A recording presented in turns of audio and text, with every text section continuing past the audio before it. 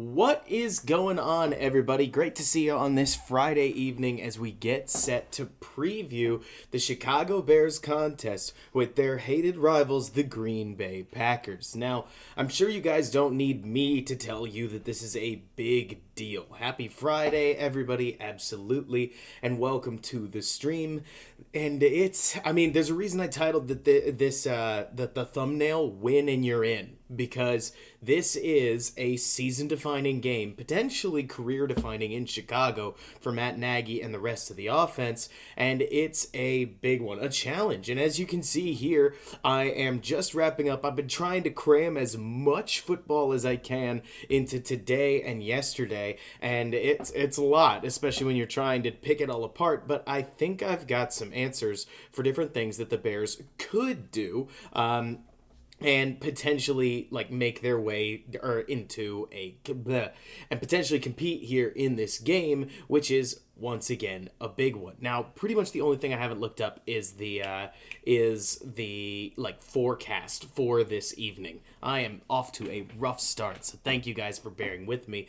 But there are a lot of things that we can talk about, and I think we have to start at probably the hardest to watch, which is to say we've got to go back to Chicago's game in Week 12 against the Packers and figure out what went wrong for them, or for the Bears, and what went right, if anything. Because believe it or not, I do think there were some positives. So the biggest problem that the Bears had, in my opinion, is not that, so what you're about to see here is what felt like a staple of the game, right? A play-action pass where they kicked the ball out wide and they tested the rookie defender, Jalen Johnson, and he could not come up with the tackle. When you wind this back, one thing that you'll notice is that the biggest problem that this play had is that the Bears consistently ended up in a real predicament, because Aaron Rodgers, especially on play action, really likes to attack the deep middle of the field. He likes to attack these alleys.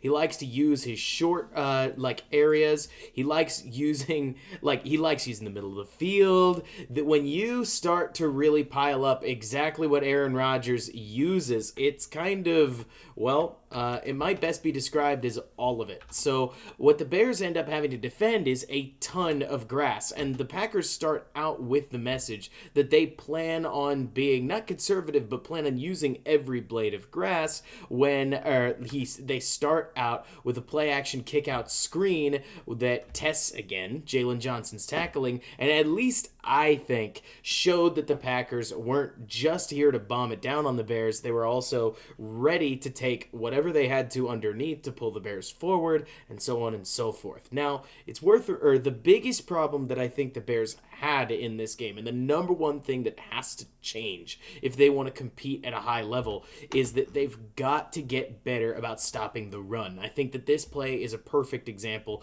where what you're going to notice, and I'll tell you what, Akusai and DJ Murray, I would love to tell Rodgers to calm it down, but unfortunately, there's nothing we can do. What you're about to see, though, so I want you to watch the Bears' front four, namely those interior two right here. Remember, the Bears didn't have Akeem Hicks in this game, but it's important still to watch what happens up front, because the Packers are able to get exactly the hole that they want, and Aaron Jones is able, he's a very good running back, to bust that right up the hole for 14 hard charging yards. That, again, if you switch the jersey colors, we would be crazy about this. What's really important to me to note here is that, and I want to see if I can, let's time this up. Boom. I want you to notice Brent Urban specifically getting handled in a one-on-one block scenario, Roquan Smith getting erased, and then Mack getting chip blocked, but that's almost even lesser. The Packers are basically able to create these lanes against defensive tackles that in plenty of cases, like this one, and I'm not trying to single out Urban, it was kind of everybody against this, or in this Packers game, they were able to get moved and bite motion, because what you're about to see is, thank you so much for that donation. That is so kind of you. You too, Action Potential. Incredible pledge to start off the stream. You guys are literally too kind.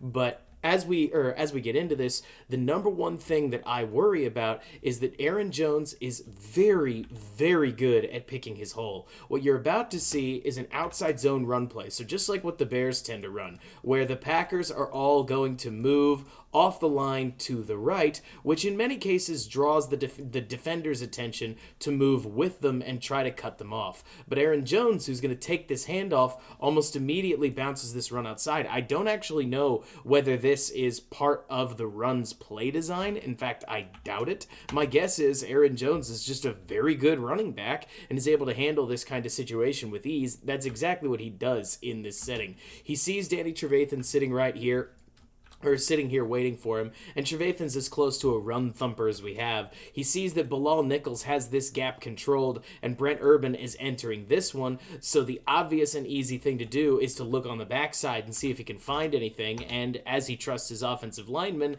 he finds it right there. I think he could have faded with the run if he wanted to, but he doesn't have to in this case. He's got that backside hole, and that wasn't the only time, unfortunately, that Rodgers was able to Jones was able to continue getting yardage. And it's important, I think, we start with play on the ground, because not only is it the number one thing that I expect to change a little bit with Akeem Hicks coming back, it's also the number one problem that I think fueled the Packers' seeming dominance against this Bears defense that allowed, what would you say, I think it's 3 touchdowns on the first 3 drives. And exactly like you're talking about, MJ, the linebackers have to watch the guards. You've got to be paying attention and make sure you keep your lanes. Like in this one, Danny shifts over. Let's get this wound back a little bit, and you guys can see what I'm seeing. What you're about to see is, once again, the defensive tackles are going to get doubled, and they're frankly going to get taken out of the play pretty bad. But maybe more importantly, Roquan Smith and Danny Trevathan both overcommit. And as they overcommit, they open up this interior running hole where Roquan shifts over, Trevathan shifts with him, and it's because of all this action going on out here. But there's a backside running hole that, as John Jenkins can't get over and control that lane, Aaron Jones has once again a really nice lane to run through. And yeah, Buster makes a nice play coming over and getting the tackle, but they've already gained 8 yards, which unfortunately is quite a lot.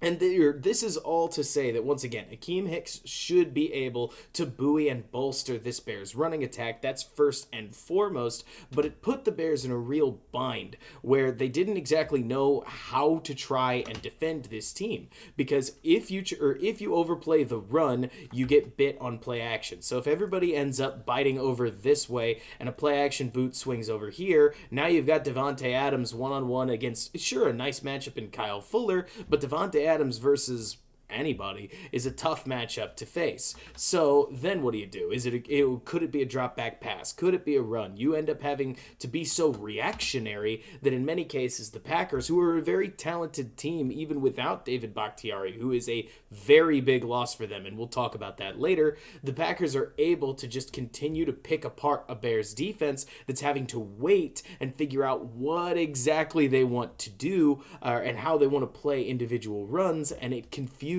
a lot of Bears defenders. Let me leaf through my notes real fast because I know I've got a couple of examples. Let me find this.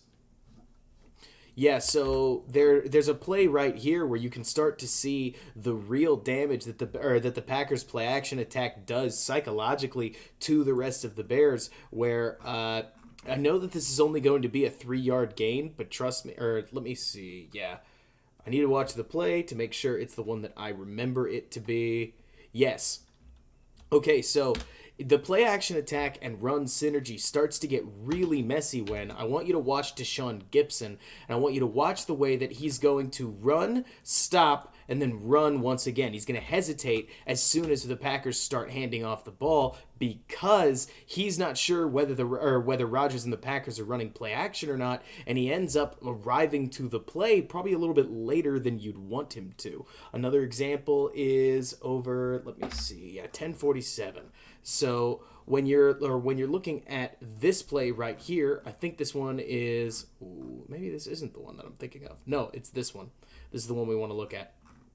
I want you to watch in this case what happens with Jalen Johnson over on the side. So this is going to look fairly critical, and it's a tough situation, but basically as soon as this motion man runs over, Jalen Johnson on this side of the field becomes what's called the force defender.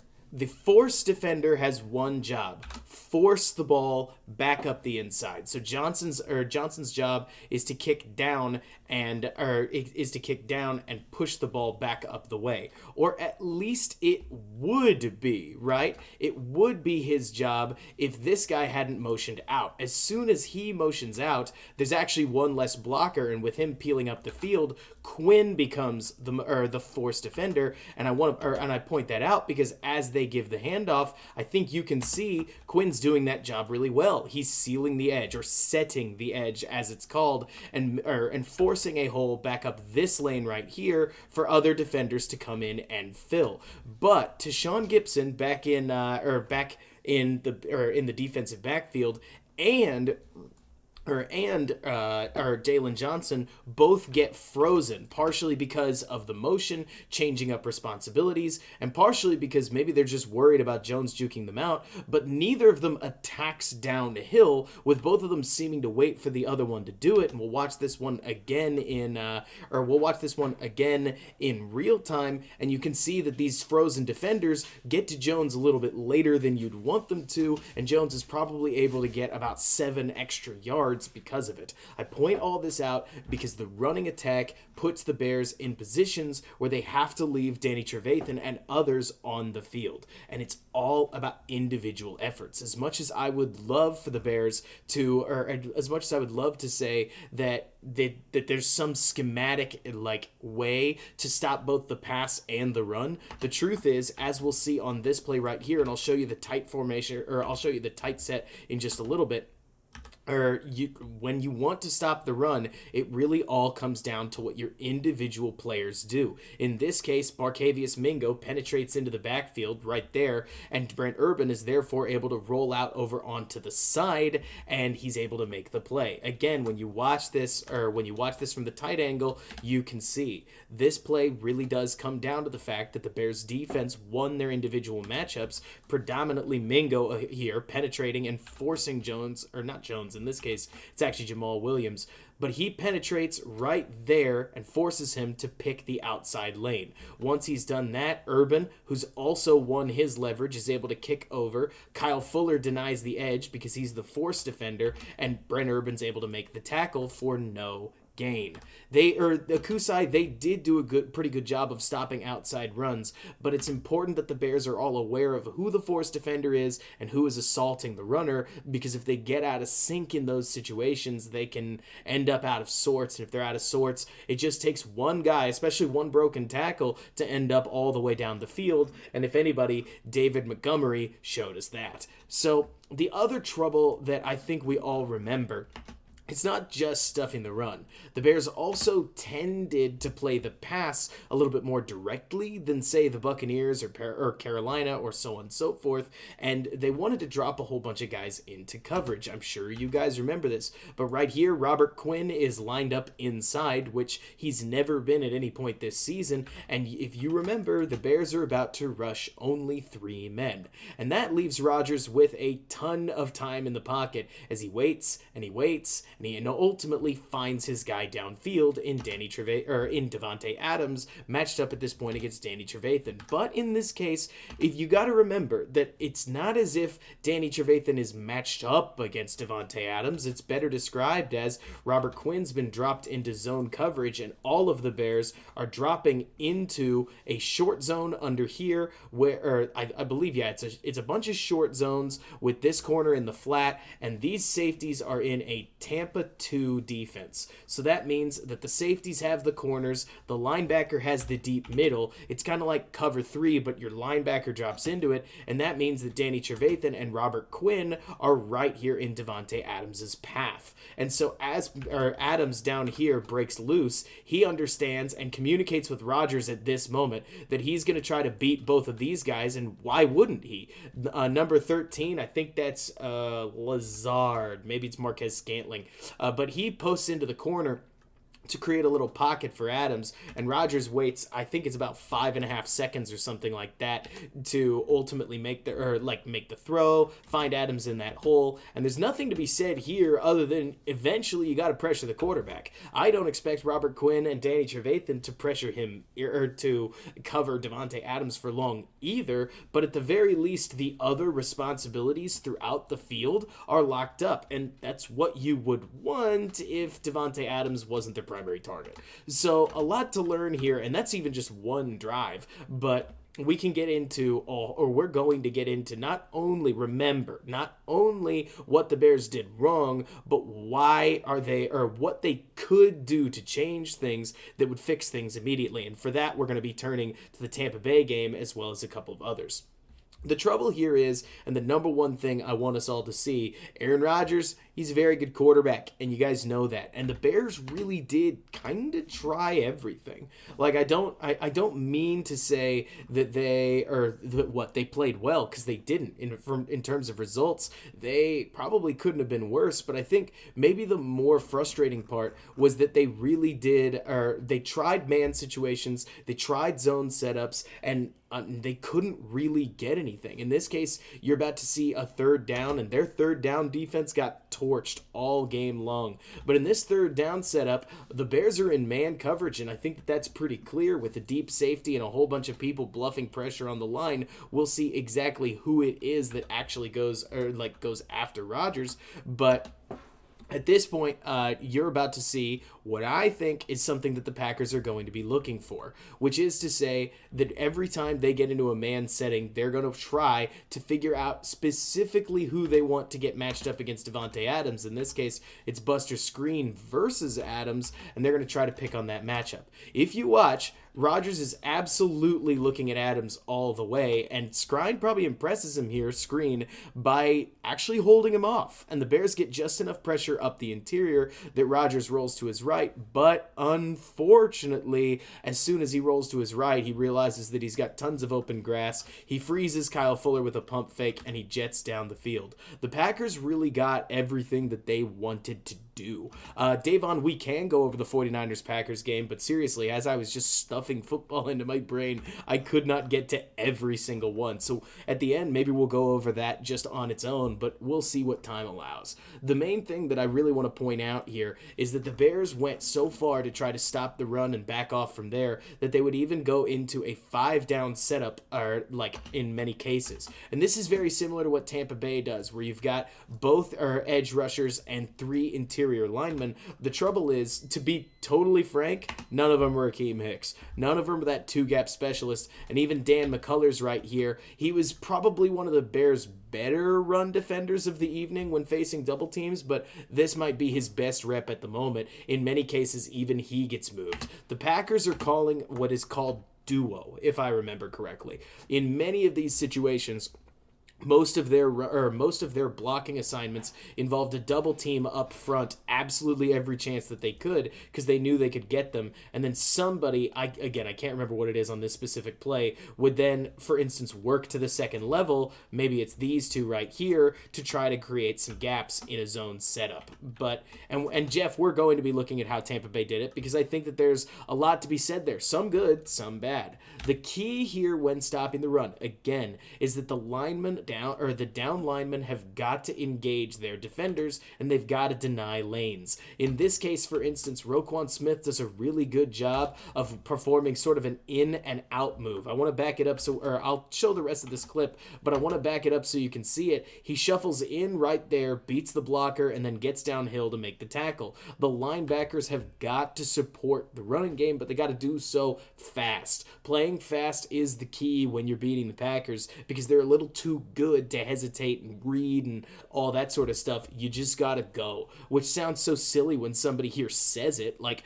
from a stream sitting in my bootleg football t-shirt, but really that's what you've got to do. And again, we will go over it. It's what Tampa Bay did, but we've got to start with where the Bears were flagging and what our general conclusions were about like what the Packers offense does and what they do well. The biggest problem the Bears had was, in my opinion, their lack of pressure and general issue figuring out what it was the Packers wanted to do. That sounds, again, a little unusual, but to me, the biggest problem the Bears had is that on a setup like this, for instance, it's not surprising that they want to get Davante Adams in a drag setup against Danny Trevathan, but the Bears seemed completely fooled by the idea, and it's part of why the pass gets allowed. Sounds so simple, doesn't it? And it sounds very hindsight, and I totally understand that. But basically, Fuller right here is matched up against Davante Adams, and Trevathan's primarily looking at this runner right here,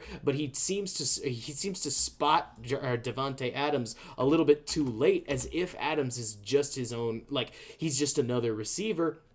And nobody really recognizes exactly what's going on until it is much too late. That's one of the things that I've seen. And when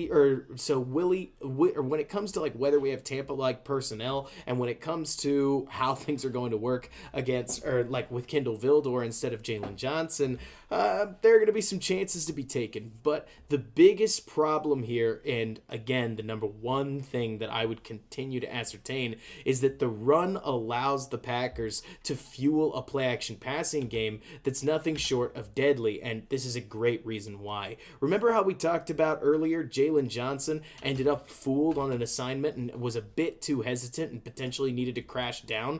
Well, take a look at what that means for a play just down the road. In this case, Jalen sees that handoff and he does not wait to confirm whether or not it's play action. He just rushes straight down to try to assist the play, and the Packers, who had a guy setting the edge, or where Quinn was trying to set the edge against him, they leak him out directly into the flat for one of the easiest touchdowns of the game, and that's saying something.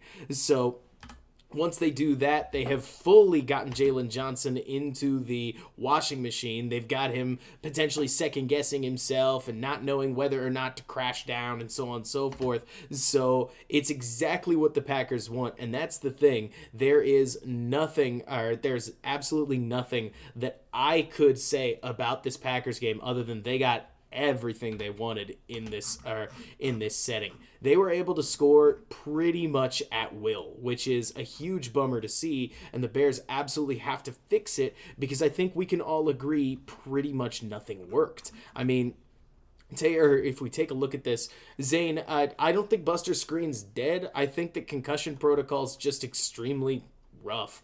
For instance, so once again, this is another third down defense setup that we're looking at, where the Bears line up in very clear and what I would call declarative man coverage. They declare that they're in man coverage, and the Packers don't even really need motion to notice, and they're just going to pick their matchup.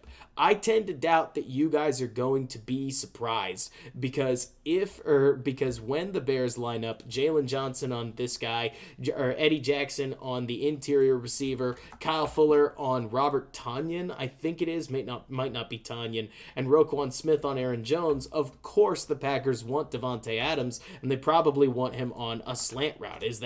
You got to think so, right? Well, surprise, surprise, that's exactly what they want. And the Bears defense even had the idea, right? They're going to bluff pressure, and they're going to drop Danny Trevathan into coverage right here, and the first thing he does, if you can see it, is he looks right at Davante Adams, but he doesn't get over quickly enough. He's watching Adams, he turns back to Rodgers, Adams comes out of his break, and part of me thinks that if you're going to be trying to spy Adams underneath, you've just got to get over and take the route away from him. You've got to deny that exact and specific matchup if you're trying to take it away anyways, and Trevathan doesn't really. There were so many holes in what the Bears did, once again on defense, where when the Packers wanted to run the ball, they did so with force. When the Packers who wanted to use their motion man on 2nd and 3 to run the ball, they were able to sneak it in and completely fool the Bears. I don't, or again, hide your eyes if you don't want to see Robert Quinn getting fooled right here, but he crashes down like it's going to be a regular run, but St. Brown has the ball. They get a 2v2 blocking assignment right here, and frankly, it's Jalen Johnson who does a solid job sticking his man, or else that run could have gone a lot further. And Tom, we totally can do all the holding that the Packers O-line does. In fact, I think that the league has legitimately looked at the Packers and said, we want more of that because the Packers are scoring points and it makes for exciting ratings. At this point, if you're not doing that, it's your problem. And I definitely think that the Bears ought to hold just like anybody else does, and there's no problem at all. And seriously, the Packers got almost everything they wanted, including this play right here where Adams drops the ball, but I want to point it out because even when we had our best corner on Devontae, the Bears are going to drop into what looks like a cover 3. The Packers read it pretty quickly with this motion man right here. They notice that it's a zone, and with the Packers in a zone with Jalen Johnson seemingly on nobody down here at the bottom of your screen, Rodgers notices that Johnson doesn't move. He immediately knows he's going to have Adams open on this route, and thank goodness Adams drops it, or else, well, maybe nothing would have changed because the Packers definitely seemed pretty uninhibited by what they were doing and just roared their way down. Packers fans that are joining the chat, welcome. Please be nice. Remember, I'm going to be talking plenty of niceties about your team, and we're well aware that a Bears win would be a huge upset, but that's exactly why we're previewing the game. The Packers have some major advantages, with David Bakhtiari probably being the only guy that are like the only major outage for the Packers, but they've been able to replace him pretty solid in the past, and we'll get to defensive game plans on what they did or on what the Bears could do to change it. But seriously, the number one thing that I can't emphasize enough is that Rodgers had time. Their running game worked. It worked for a whole lot of reasons. The Bears tried man coverage. The Bears tried zone coverage. And in this setup where they tried to track a play action passing play, Aaron Rodgers was simply able to just keep reading the field, and with Roquan Smith bearing down on him right here, he just found himself a little bit of patience, found an open receiver with tons of room that had set a pick earlier, and immediately caught the ball for an easy touchdown. Thank you so much for the donation. That is so kind of you. Seriously, that is huge. Thank you. But so seriously, like, yes, the Packers are very good. This is a creative play design. The Bears have run something similar where you're going to see, I think it's Valdez-Scantling kick right out over here after setting a pick for the underneath defender. So Rodgers knows that once he basically gets lost in the shuffle, he's going to end up wide open. The trouble here is that the Bears occasionally pressured Rodgers. He just didn't seem to care. The Bears occasionally didn't pressure Rodgers, and when they didn't, he burned them. The Bears occasionally sold out to try to stop the run, and they were able to run it anyways. The Bears defense didn't really do anything. Like, honestly, the Bears defense didn't do much to stop the Packers over the course of this game. And it's something that, without a doubt, Akeem Hicks will help with, and it has to be a point of emphasis. Now, this formation, you're probably, just to give you a hint on the preview, we're probably going to see this come back. This is what Tampa did, and we'll get to exactly how they did what they did. I think it's important to know specifically what did and didn't go well with Tampa, and how can the Bears adapt and try to do what Tampa did. But we have to point out that the Bears adapted to this 5-down formation, and at very first, and frankly throughout the rest of the game, it just didn't make enough of a difference. Like, you're going to see once again, I think it's Brent Urban right here loses at the point of attack, and Danny Trevathan can't fill the gap. But he shifts over to try to stop a run action where all the linemen are pushing this way, which that often fools a whole lot of guys. And then, where if the linemen are moving, so do the defensive linemen. And that isolates 76, the pulling guard, on the linebacker. Roquan Smith gets blocked by 89 right there, and they're able to run it right up that lane because Aaron Jones is extremely good at following his blockers. And it's nutty. Like, he is an extremely good running back. I completely understand all the hype, having watched a couple games here of Packers tape. The trouble is, of course, like we've sort of talked about, that it really takes the Packers getting themselves in their own deep hole to do anything. You have to ultimately win one-on-one matchups to beat the Packers. And a great example here is that when the Packers were stuck in a 3rd and 20, they still took their shot downfield with, that's not a great example. I need the second down play. They still took a shot with Buster Screen, or against Buster Screen. I think it's going to be right here, a one-on-one matchup, and you've just got to, or you have to win these if you're going to hope to beat the Packers. In this case, Screen actually defends his man pretty much exactly like you'd want it to, and the Bears are able to move on for a down.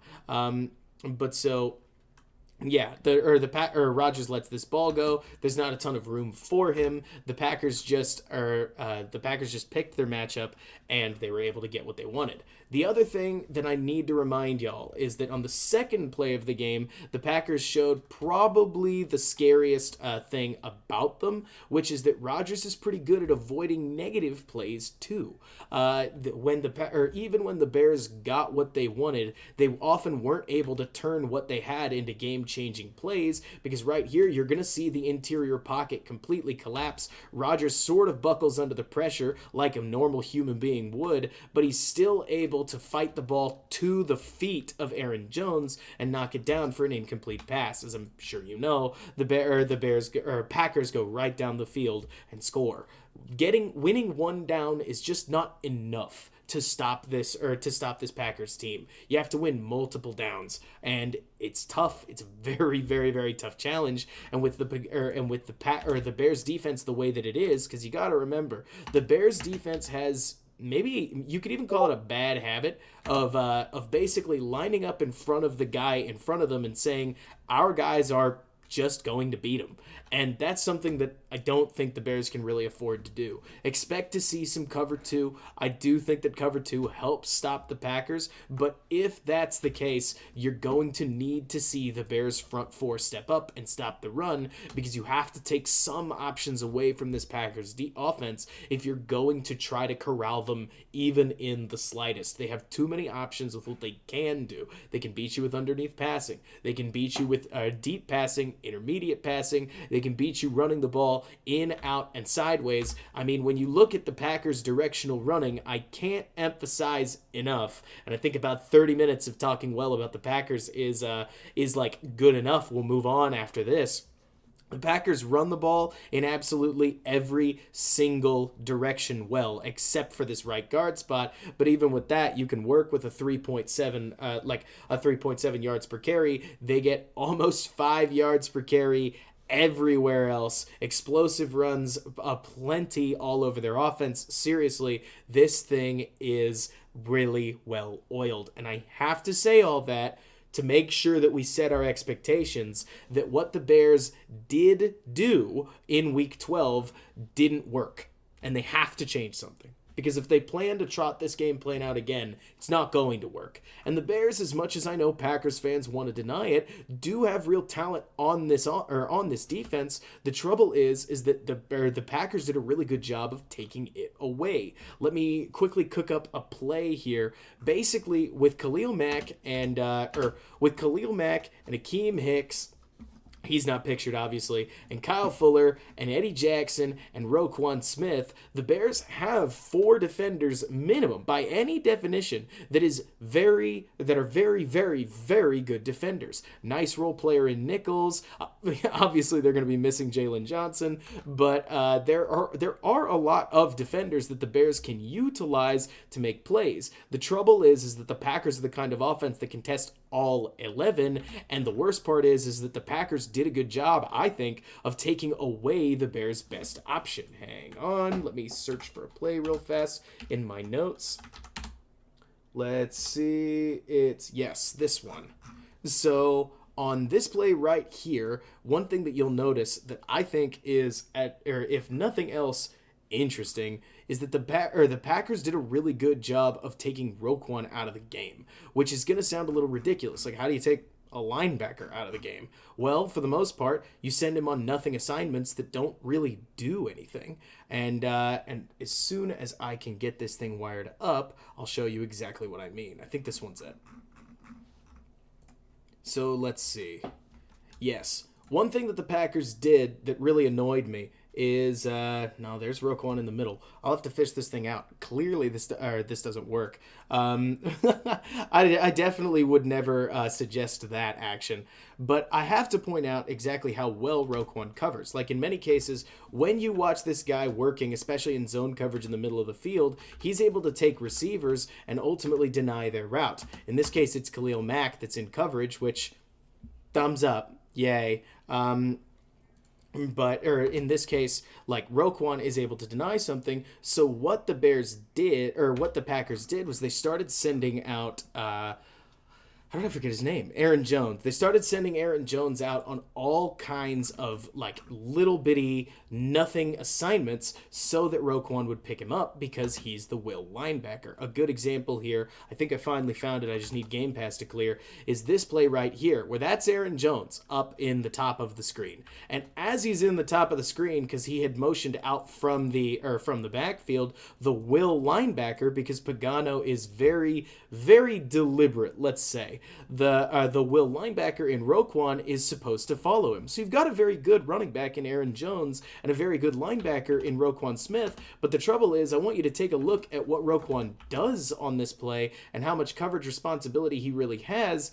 It isn't much. Like, that's not where the play is going. They're just taking Roquan out of it. And thankfully, Screen is able to cover on this ISO route downfield. And thankfully, Bilal Nichols, actually, he takes a roughing the passer on this play, which is not ideal, as you can see right here. But the point is that the Packers didn't want to deal with Roquan Smith, so they just allowed Roquan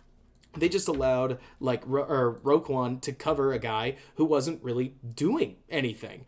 And that's something that I think Pagano absolutely needs to change. Before we get into other schematic things that the Bears have to do if they want to win this game on defense, the number one is that if they want to kick somebody like Aaron Jones out into the flat, I think it ought to be Danny Trevathan covering him, or somebody that isn't Roquan, because Roquan Smith is so good at covering the middle of the field, and Aaron Rodgers hurt the Bears so badly over the middle. It's something that I understand everybody says, we just got to blitz, we just got to do this. We're going to get to what Tampa Bay did because it's a little more complex than just blitzing. But the number one thing that I think the Bears need to do, they need to take actual options away from Aaron Rodgers, whether that's short throws over the middle, like we saw with Davante Adams, or plenty of others. And I think the best way you do that is by utilizing Roquan Smith's outstanding coverage ability, which is outstanding. Once again, he's not going to do anything covering Aaron Jones on the side of the field standing still. So I think the Bears need to try to figure out some way to force Aaron Jones to hurt them in the passing game,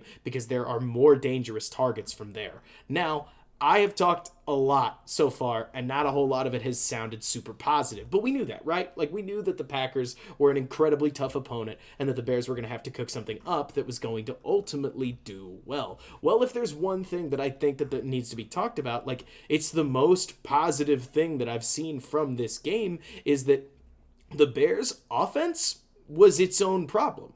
The Packers defense didn't stop the Bears offense so much as the Bears offense stopped the Bears offense and put itself in nasty situations. Seriously, little play action things like this right there gained a nice amount of yardage. And maybe most importantly, as I'm sure you remember, the Bears, who've quickly become a running team over the last couple weeks from being a passing team, were able to start the game off with a cracker of a run. And David Montgomery takes this ball all the way down to inside the 10, which is exactly what you'd want to see. And this is going to be the Bears' lifeblood. Not just running the ball, not just play action, but ultimately pushing the ball with the running game down the field and, gulp, as much as I hate to say it, having to win a shootout. The Bears have to find a way to keep scoring against the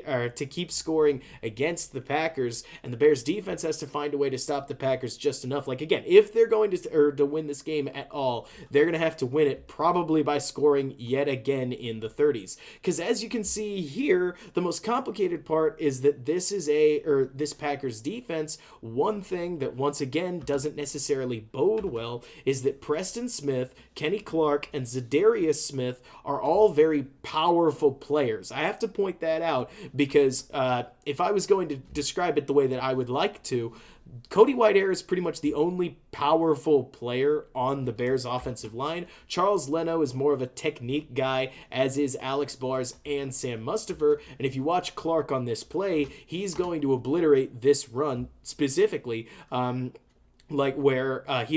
think it's him. Yes, he's going to occupy 2 defenders. I'll slow this down and I can show you what happens. Where the Bears want to deny Zadarius Smith to have Cody Whitehair kick Kenny Clark over to Sam Mustipher and then work back up to there and run it through this hole. But they can't do that because what you're about to see is that Kenny Clark, as strong as he is, occupies this double team well, forces Whitehair to get off his block late, and there's just nowhere to go. And when you plan up a run like this against a box that has one more man than it, you are betting that you can make that individual play. The Bears don't. Montgomery's only place to go is straight up the alley that has a linebacker in it, and obviously it's stopped for no gain at all. This is going to happen. I would love to say, oh, this just can't happen, but it's probably going to happen. This is the part where the Bears offense or the Bears outside zone running needs to work left to right, and it needs to see if it can take the power out of these guys. But Preston Smith, Zadarius Smith, and so on and so forth are strong enough. I expect them to get theirs in the running game. But the trouble is, as I'm sure you know, that just makes it second down. That's not so bad until a throw that's a little behind Cole Kmet ends up dropped. And I say it's only a little behind because to say Cole Kmet dropped a ball that he has to catch right here feels unfair to Kmet, but to say that the ball is terrible to Trubisky doesn't seem fair either, so it's somewhere in the middle. If I was going to put it like on the Aaron Rodgers scale, it's definitely not a very good throw, but I don't think any of us think Trubisky's Aaron Rodgers. But the point is that, again, like, when the Bears drop back to throw this, they get, I think, a first down. No, not quite a first down because it's second and goal. But they get a ball that at absolute worst, the Bears would not get a touchdown and the ball would be down at the half-yard line. And at the best, the ball would be in the end zone. Bears score 7-7. Instead, that's a mistake, and that costs the Bears because you're going to get beat by Kenny Clark every once in a while. He's one of the Packers' best defensive players. Then it's third down, and once it's third down, the Bears do a nice job of splitting this safety right here. Packers drop into not quite, I think it's very similar to a Tampa 2, but Jimmy Graham occupies all 3 defenders, and Aaron Rodgers slips into Allen Robinson slips into one-on-one coverage and gets the opportunity to make a play. He can't come down with it either. Bears end up having to kick a field goal. The point is that if you want me to, I could dissect this game, but I don't want this to become breaking down the Bears Packers. This is about a preview. This is about showing what the Bears can do and ought to do. And I think that's important because the number one thing that I found when going back through this Bears game is that on the drives where the Bears didn't score, there was almost always not one, not two, but in many cases like multiple penalties, multiple problems that held the Bears back. Take this for example, right? There's always some sort of mistake. Of course, it's important, Ian B, to break down previous matchups, but I also know that we've done quite a bit of this before. In this setting, the Bears oh goodness, I skipped it. The Bears start this drive after a neat little first down where they end up holding, and this is Darnell Mooney out here on the right because offensive holding on running plays is one of the few ways that it ends up getting called. But from there, yeah, and we're gonna get there, Jeff. We are. That's the point of this stream. But so the Bears have a holding call that sets them back, and thankfully they get it back on Allen Robinson's slant here, where he rolls right on up and he's able to get the yardage back. But then immediately after it's first down, the Bears, remember, they've moved the ball pretty well against the Packers, and it's primarily been their own mistakes that are holding them back. And obviously this is where I would say the problems really start on offense. This is, as I'm sure you remember, it's the shot play where Darnell Mooney kicks all the way down the field, Adrian Amos peels back and picks off the pass, and the Bears lose their first turnover of the game off of a ball that, if it's me, I don't think it should ever get thrown. And I understand that there are some that are going to say, and the Bears said this after the game, that this is a shot play. You have to take these. And I understand that line of thinking. I get it. But the trouble here is that as soon as Mooney breaks on this route, the defender is not only watching him, but he's got inside positioning. So Mooney is going to have to jet and somehow beat this guy to the corner in a flat out foot race, which not a whole lot of guys are that fast if he's going to have even a chance at picking up this ball. On the other hand, Trubisky stared at Mooney for long enough that Adrian Amos does not think anybody's over here. So he's able to work back to the ball. Because he's able to work back to the ball and Mooney's running right into him, you're ending up throwing into bracket coverage, which does not work. And whether Case is right, like he says in the chat, whether you take it and run this as Mitchell Trubisky, whether you whether you check it down to David Montgomery and let him take a one-on-one matchup right here, in what would that be, like all this box of space, do anything other than this. Whatever you've got to do, just don't throw this ball because you're giving away possessions. And at this point, these are exactly the kinds of things that I look at. And again, I would repeat to you, the Bears stopped themselves. The Bears made plays.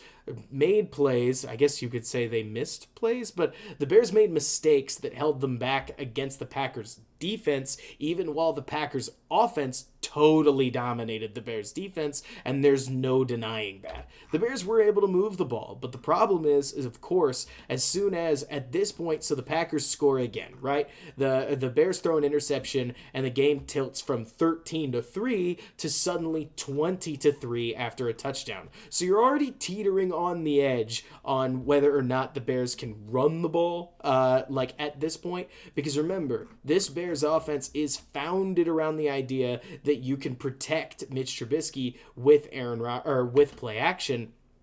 And once you get down 17 points in the first half, that starts to fade in and out on itself. So, of course, the Bears try to get back to running the ball. The trouble being that whether it's Matt Nagy or Bill Lazor, one thing that's always hard is that you want to see if you can help your quarterback out when they run, or after they throw an interception, and the Packers load the box up pretty thick. If you take a look, including the fact that the ball's right here, and this guy's about 7 yards off the line of scrimmage, the Packers have 8 defenders that can attack the run, and the Bears' offensive line has improved a lot, but it hasn't improved that much, and they're not able to ultimately hold the point of attack even in the I formation as they try to get this ball in the ground. J.P. Holtz, who kind of underperformed this season, just to call it like it is, does not get a particularly strong block against the guy who floods the hole. I think it's 58, but we will see right here once again. And the Bears get off on this drive on the wrong foot, with David Montgomery only getting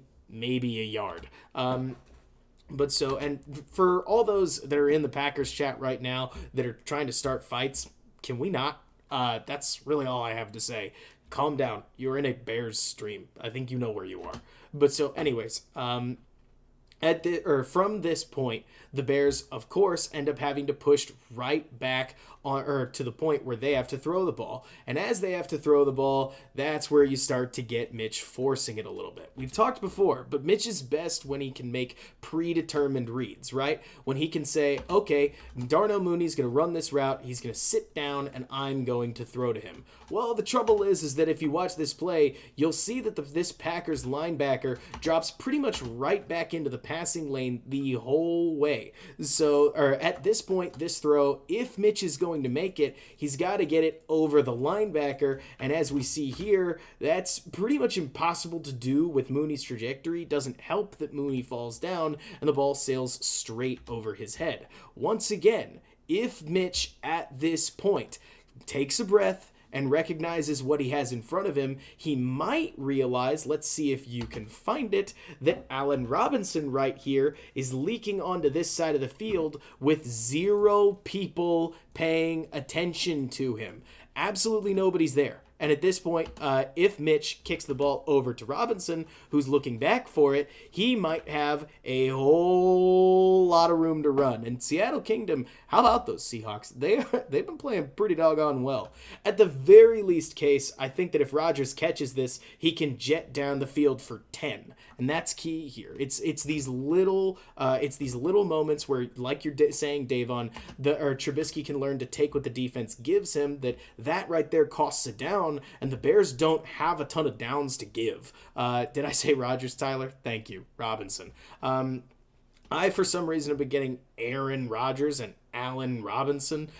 So, I don't know why they don't come out of my mouth when they should, but especially after the last bunch of hours watching Rodgers, see if I did it again, I keep getting them lost. Anyways, yeah, AR-12 doesn't help anything. I think they're both number 12.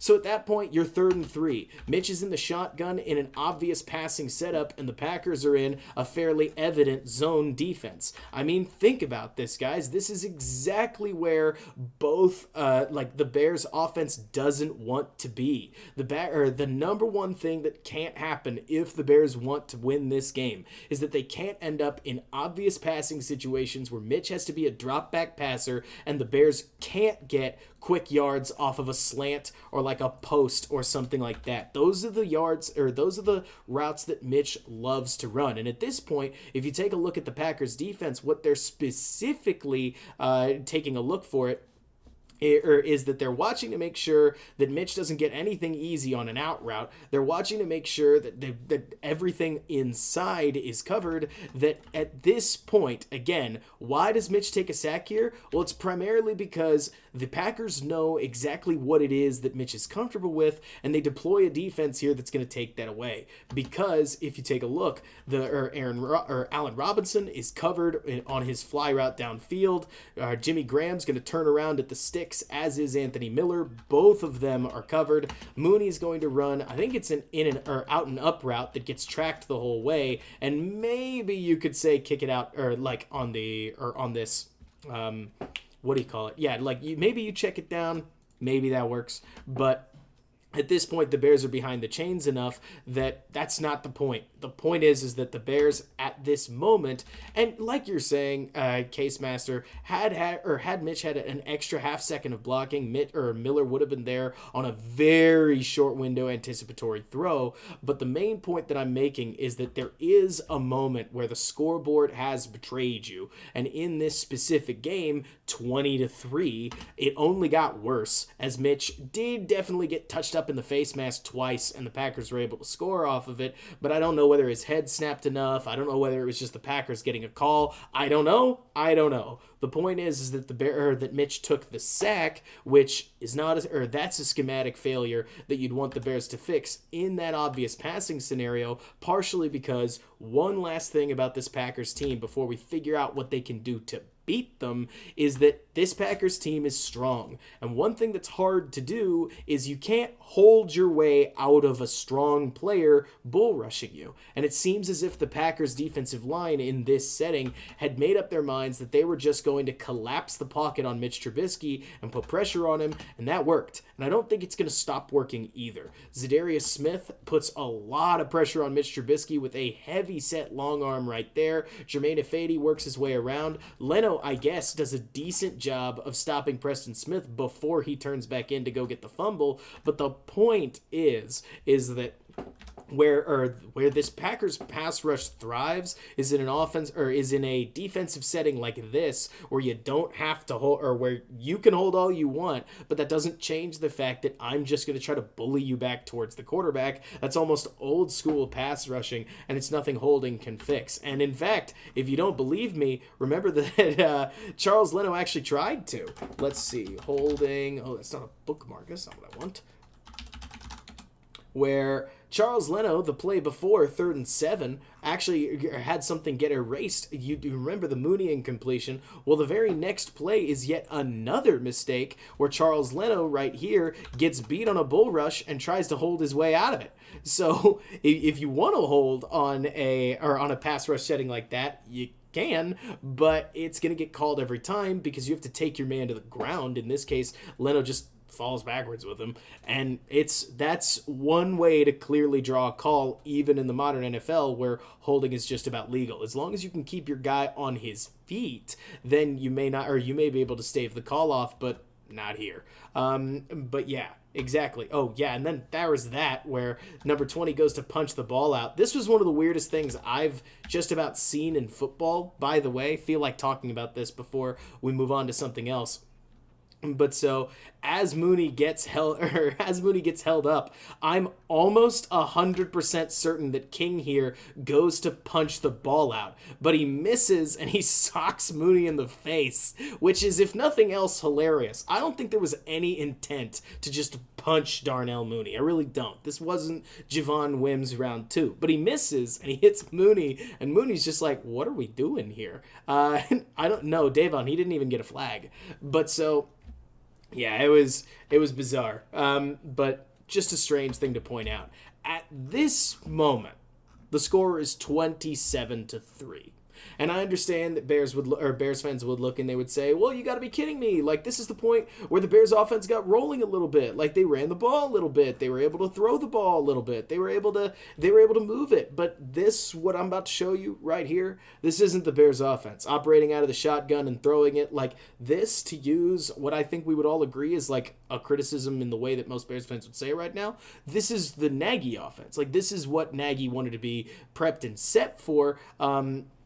And it's not what you should be expecting in this game at all. The Packers managed to knock the Bears out of their own offensive game plan in less than a half. And that was the biggest issue in this one, which only got exacerbated by the fact that the defense couldn't buy a stop. And if you don't believe me that this is a problem, note that Darnell Mooney is going to run one of what is supposed to be the most... It's not Mooney, I apologize. It's the interior slot receiver. Anthony Miller is going to run what is supposed to be basically a gimme route in the NFL, which is when you've got one wide receiver running a fly, he's supposed to draw this man down with him, and then the interior player runs an out route, and there's a pocket there to throw into. Well, the trouble is that the Packers know Trubisky so well, they know this is what he's comfortable with, and Mooney's corner drops off to go make a play on him. Like, remember, this corner is supposed to be tracking with Mooney. Instead, he takes that step forward, and whether he's just about to knock the ball down, whether Trubisky sneaks the ball in, the point I'm trying to make here is that you cannot end up in a situation where Mitch Trubisky has to carry this offense by just throwing the ball. And like you're saying, Case, the swap is really clean, and I think a lot of it is that they know it's coming. And like you're saying, Davon, the Packers have a pretty hefty pass rush, too, that only makes things worse through powering down their guys. Preston Smith has Charles Leno's number and generally always has. So this is going to be a tough test for the Bears. But I do think, based on what I saw early on, they definitely have a better chance with their running the ball and using play action, especially with some of the iterations we talked about on Wednesday, than they do with what they ended up with later in the game. This very helter-skelter, let's throw the ball a lot and try to keep the clock alive and potentially make a comeback and grind our way there. And then all of a sudden, Mitch Trubisky, who we know he's not a phenomenal field reader, gets put in position where he's got to look off of Anthony Miller and look at Allen Robinson breaking open on the dig route. He fails to do so. He throws an interception, and that's enough of talking about this game.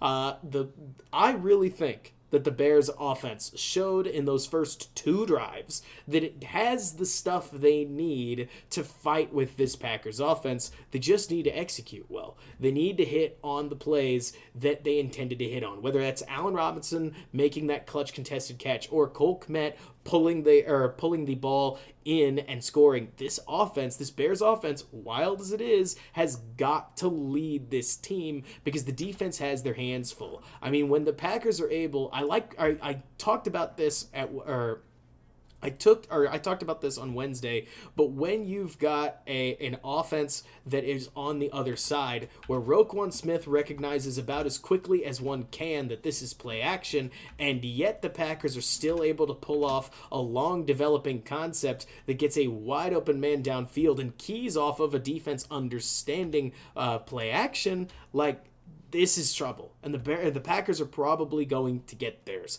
And even against the Buccaneers, they got theirs. But there are ways, I think, to slow them down. And that's what I want to talk about. Because you can't see it in here. We've got to talk about what happened at Tampa Bay. Before we do, there is one game that I do want to go over. I think it was last week against Carolina.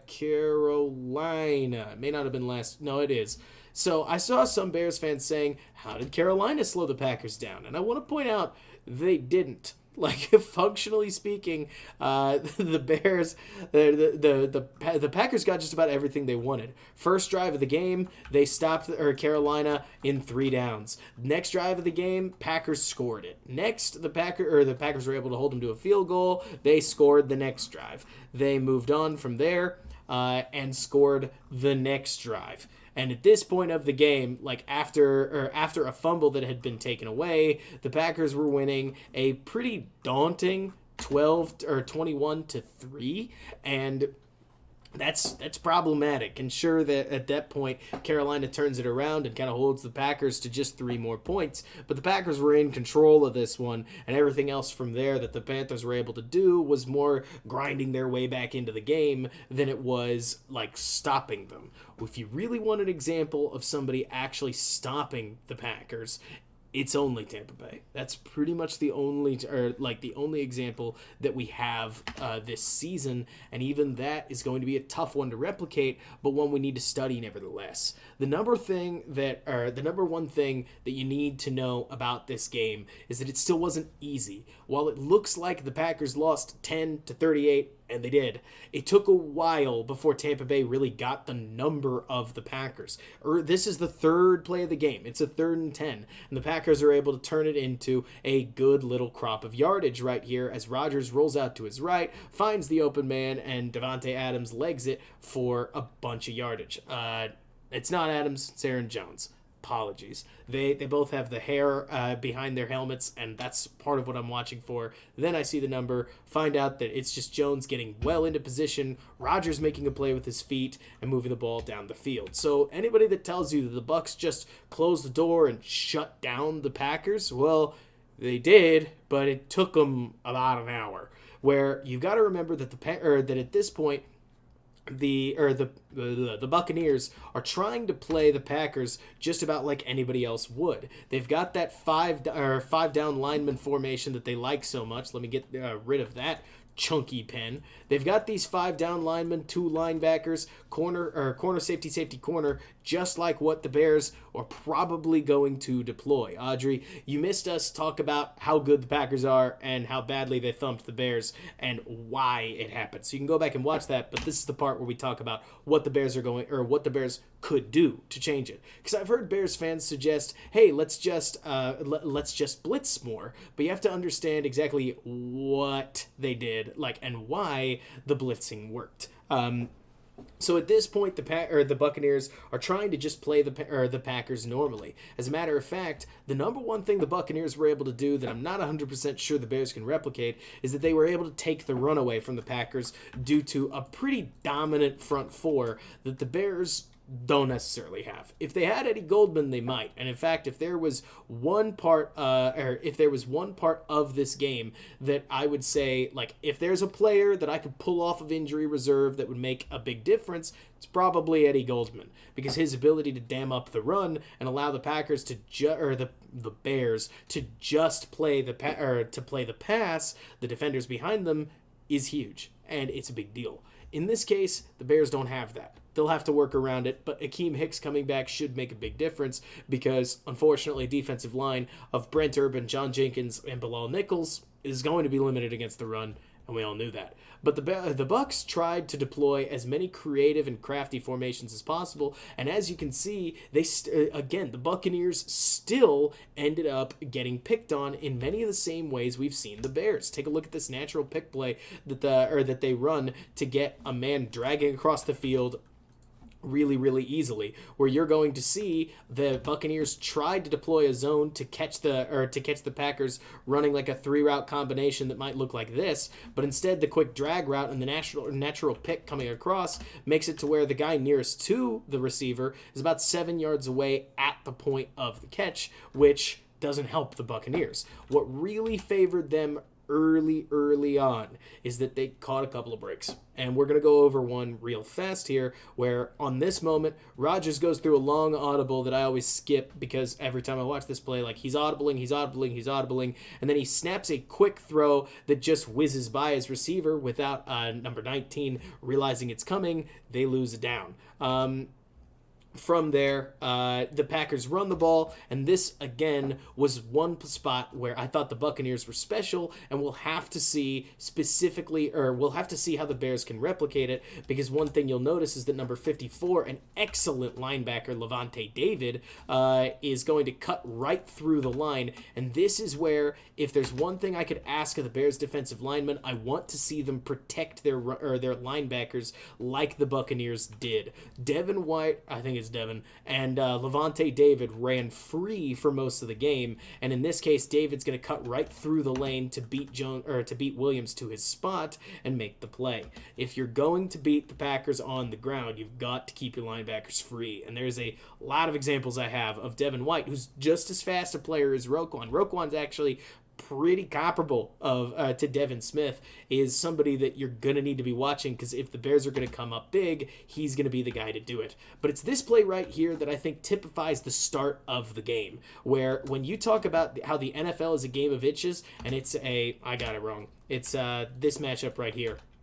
When you talk about how the NFL is a game of inches, this is the kind of stuff you're talking about, where Aaron Rodgers takes the snap, he looks to his right, and he finds a one-on-one matchup as this safety is getting split, with one route going to his right and one route going to his left. Now, the easier throw, and the one that Rodgers is watching, is the one right here that I've just outlined over the middle, because it's literally less distance. You would rather make a quarterback make the throw all the way to the end zone corner, and so that's exactly what the safety does. He takes away that inside play, but as you might be able to see, this Packers receiver has a step on his man headed into the end zone. So it's Aaron Rodgers, right? He should hit this, doesn't he? Well, not quite. He actually catches the ball just about maybe 2 feet, 3 feet out of bounds, which is tight. It's a tight window throw. But that ends up costing them on a key third down that turns what could have been a touchdown, that makes us go, of course it's Aaron Rodgers, of course he did this, into 4 less points than you'd want. And part of it came off of a stunt where Jason Pierre-Paul wrapped all the way around this lineman eating a double team and ends up able to get a hand in Rodgers' face. Rodgers takes a hit as he throws. Ball comes out maybe a little later than he wanted it to, or not quite where he wanted to put it, and that's going to be a key. First thing that I want to see the Bears do is stunt more often. They've got to remember, the number one thing that we've got to remember, number one, what we did, this isn't going to work, but I'm going to write it anyways. We didn't, I forget it, it didn't work. But what we did against the Packers in week 12 did not work. So you have to try something. We have to do something. And stunting up front is one way that we could potentially confuse an offensive line that's going to be missing one of its starters. And whether that means that the Packers are going to kick their all-pro left guard out to left tackle to try to stop Robert Quinn, Khalil Mack, or whether they're going to leave him there and play a legitimate backup at left tackle, this is going to be a new offensive line combination, and those always, and I don't always have communication issues, but it's always something you want to test. So that's something that, number one, I would like to see the Bears do. They've got to stunt more often. They've got to try to create some kind of pressure, because especially if you can get interior pressure, Rodgers struggles to get away from it like any quarterback, and you can potentially affect his throws. But so from there, the Buccaneers don't get anything. The Packers drive all the way down the field. They score a touchdown. It's 10-0, right? But so the point that I number one want to, or that again I want to make sure that we're all aware of, is that a lot of Bears fans have pointed to the Buccaneers tape as how do you beat the Packers, and I am too, but I have to make it clear they still started hot. So the Bears are going to have to weather the storm early and try to get something back. But this drive is where they really turn it around, okay? We'll see why as we go. The Bears the Buccaneers line up with a lot of teams that I have to talk through right here. Getting a lot of foot in my mouth. But so the Buccaneers line up and they start to blitz fairly relentlessly, and they force an incompletion right here. And like you're talking about, a guard is a much different endgame ENB, and it's part of why. The Buccaneers first start by blitzing Devin White over here, and he occupies the running back, starts to get a little uncomfortably close to Rodgers, and that flushes Rodgers out of the pocket and forces this throw, which I don't know if it's errant or if Jones just realized I'm behind the line, I should drop this. But it does what the Bears are going to want. They have got to move Rodgers off his line, and in this case, they were able to do so because they had a cornerback that looked like he was matching up on this motion man, but then he comes in a blitz immediately, skates through the edge, tests Jamal Williams, I think that's his name, and forces the errant throw. So then the Packers move on to second down. Okay, just one, right? We talked about it in the Bears game. Just because you get one down does not mean you get two. So what do the Buccaneers do next? Well, they line up in that 4-down formation, and if memory serves, they're going to send Devin White. Well, no, they did not. The Rodgers rolls out on play action, and the Buccaneers are just able to cover exactly what they need to do. Let's take a look at this. So the Buccaneers send 4 rushers. They've got 4 trying to play the ball, and in fact they have this linebacker right here scrape straight down the sidelines. But the point is that the Buccaneers realize down 10-0, what do we have to lose? And they start just sending pressure like crazy. And on a rollout concept like this, they also have a creative little defense set up right here with 2 safeties back deep that are basically just trying to cover all this region, somebody trying to take away the mid-level and somebody crashing down on the low. Why do they have that? It's because the Packers are running the low, medium, high concept that we've talked about that everybody, Bears included, all like to run. So the Buccaneers are able to use this zone coverage to basically deny all of the different routes. Rodgers can't throw this, safety gets it. Rodgers can't throw this guy gets it. Rodgers can't throw here, he's going to get it. This forces a throwaway. So now they've beaten Rodgers on 2 downs out of 2 in the series. That's a big deal. And part of it is because they're just coming after them. They're pinning their ears back, they're playing the pass, and they're going to go after him with all that they have. As you can see right there, Jason Pierre-Paul is the one getting in the way, chasing Rodgers down and forcing the errant throw. So then it's 3rd down where we really see what the Bears have to do here. The Packers line up in a 3rd down condensed set that hides their intentions, which is great.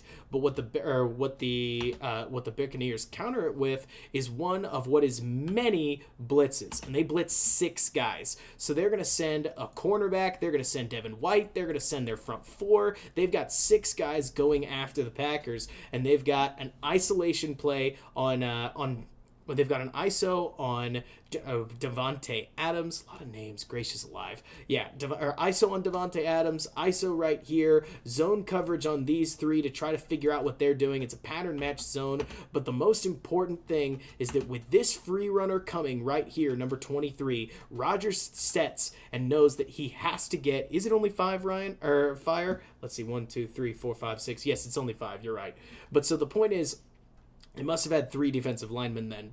But at this point, the Rodgers gets rid of the ball early because he's throwing to Adams. And how in the world is this guy going to know that that Adams is running an out route?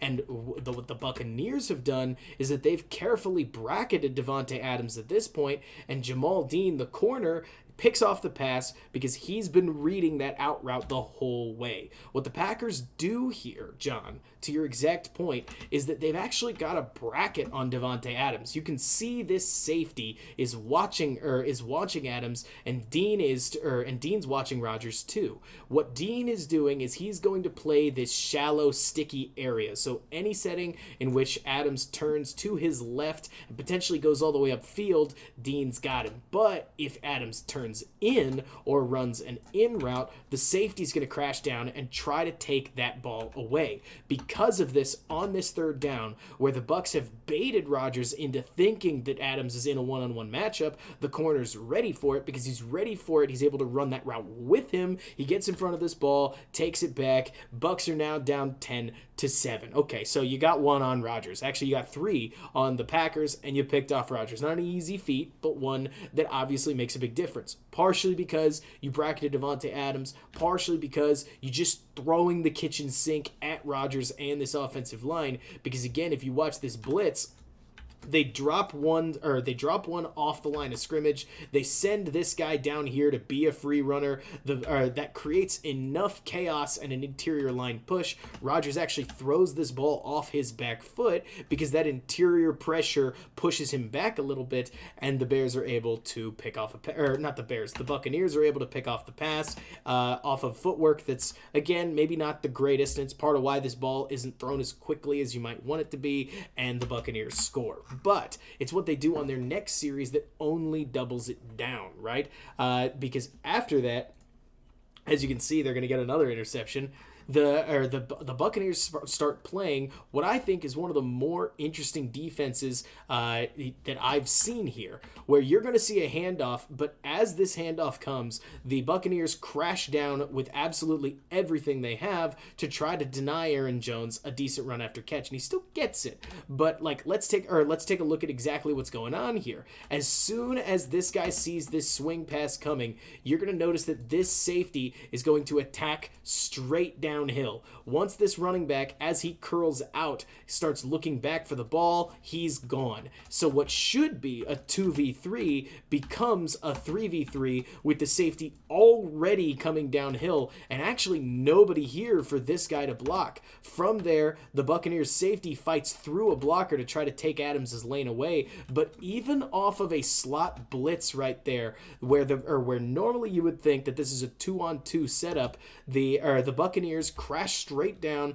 and they force the Packers out of bounds. It's not that this is some incredible play. I just want to point out that the Buccaneers are now being so forceful in what they're doing. Again, note that you're talking about a cornerback blitz right here that had Rodgers not kicked the ball straight out, he might have very well gotten home or at least tested the Packers' protection. Instead, the safety's still able to cover, and they're able to continually keep the Packers' gains down. They can keep the Packers' gains down and limit them a little bit while trying to go make some plays. Because I can promise you, if you don't create some plays against Aaron Rodgers and the Packers, they're going to beat you. And the Bears defense showed us that in Week 12. Honestly, you'd be surprised at Kusai talking Sam about potentially talking about the Packers. I'm totally interested in covering whoever I can. I've just focused on the Bears as I've tried to get better. But let's keep going about this game because, again, I think the Packers have an edge unless the Bears change something up.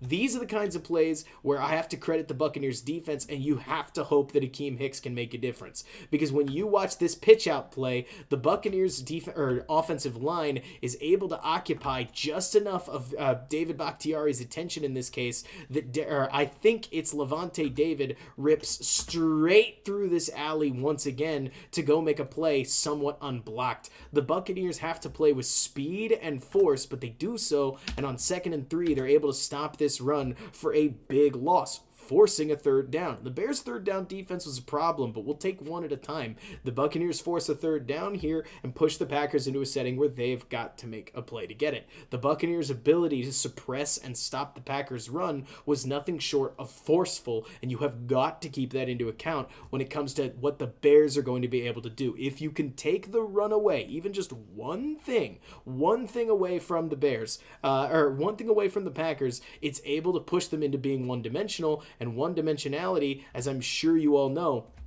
can create plays.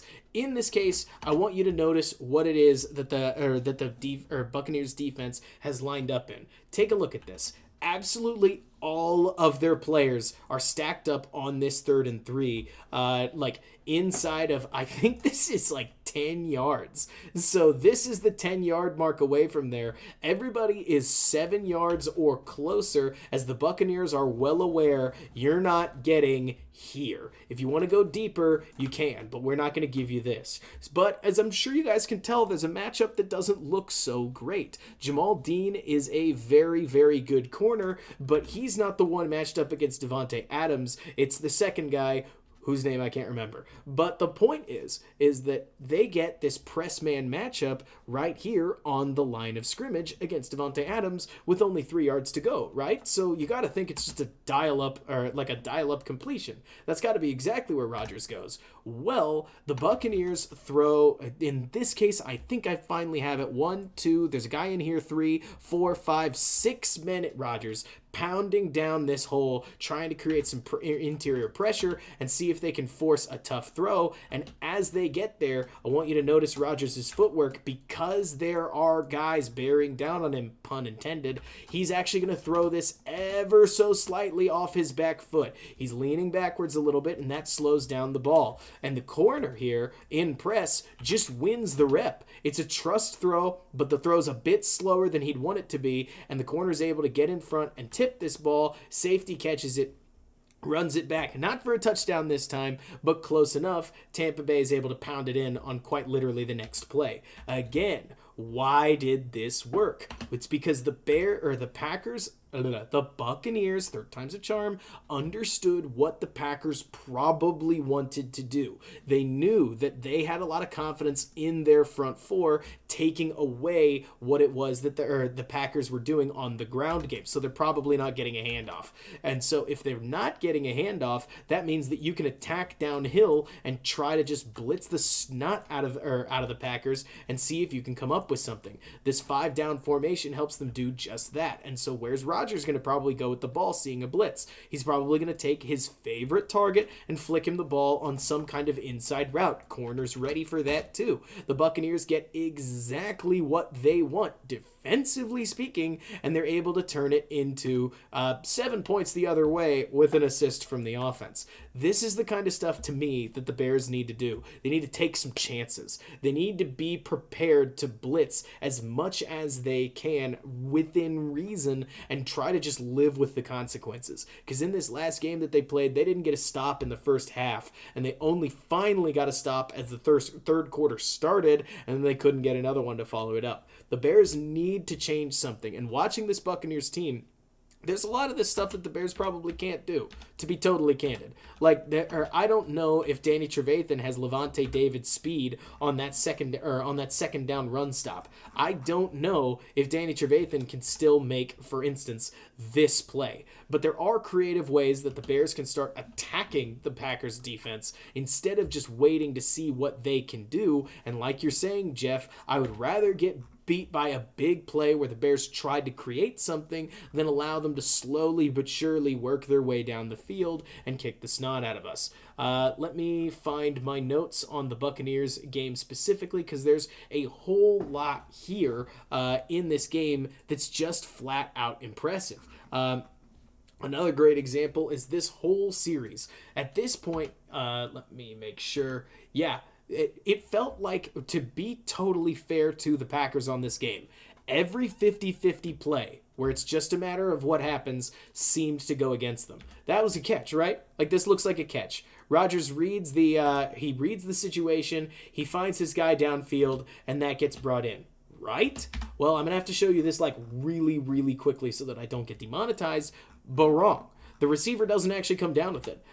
What you see on the replay is that Jones right here catches the ball in the air, fumbles it, and never completes that catch. So a play that you would think Rodgers should have had, he still doesn't get, which isn't good. He's thrown 2 interceptions. He knows he's getting blitzed on almost every single play, and he starts to flag a little bit. On this play, for instance, second play of the drive, Rodgers throws the ball, and it's just not good. Like, for instance, when you watch this, I think the Buccaneers still bring a blitz. They've got 5 up front, so technically you could think of it. Yeah, they bring Devin White on this linebacker blitz, which I love, by the way. Slim, I'm hoping that I got that in real quickly, and so maybe we'll get away with it just on account of it being really super fast. But so what I love that the Buccaneers do here that the Bears can scheme off of specifically is that they run a defensive end linebacker stunt. So you're going to see this lineman occupy both of these these linemen, and the linebacker Devin White breaks straight through the line on account of it and takes on the running back directly. He's able to get just enough past it that Rodgers feels the need to get rid of the ball early as more pressure bears down on him.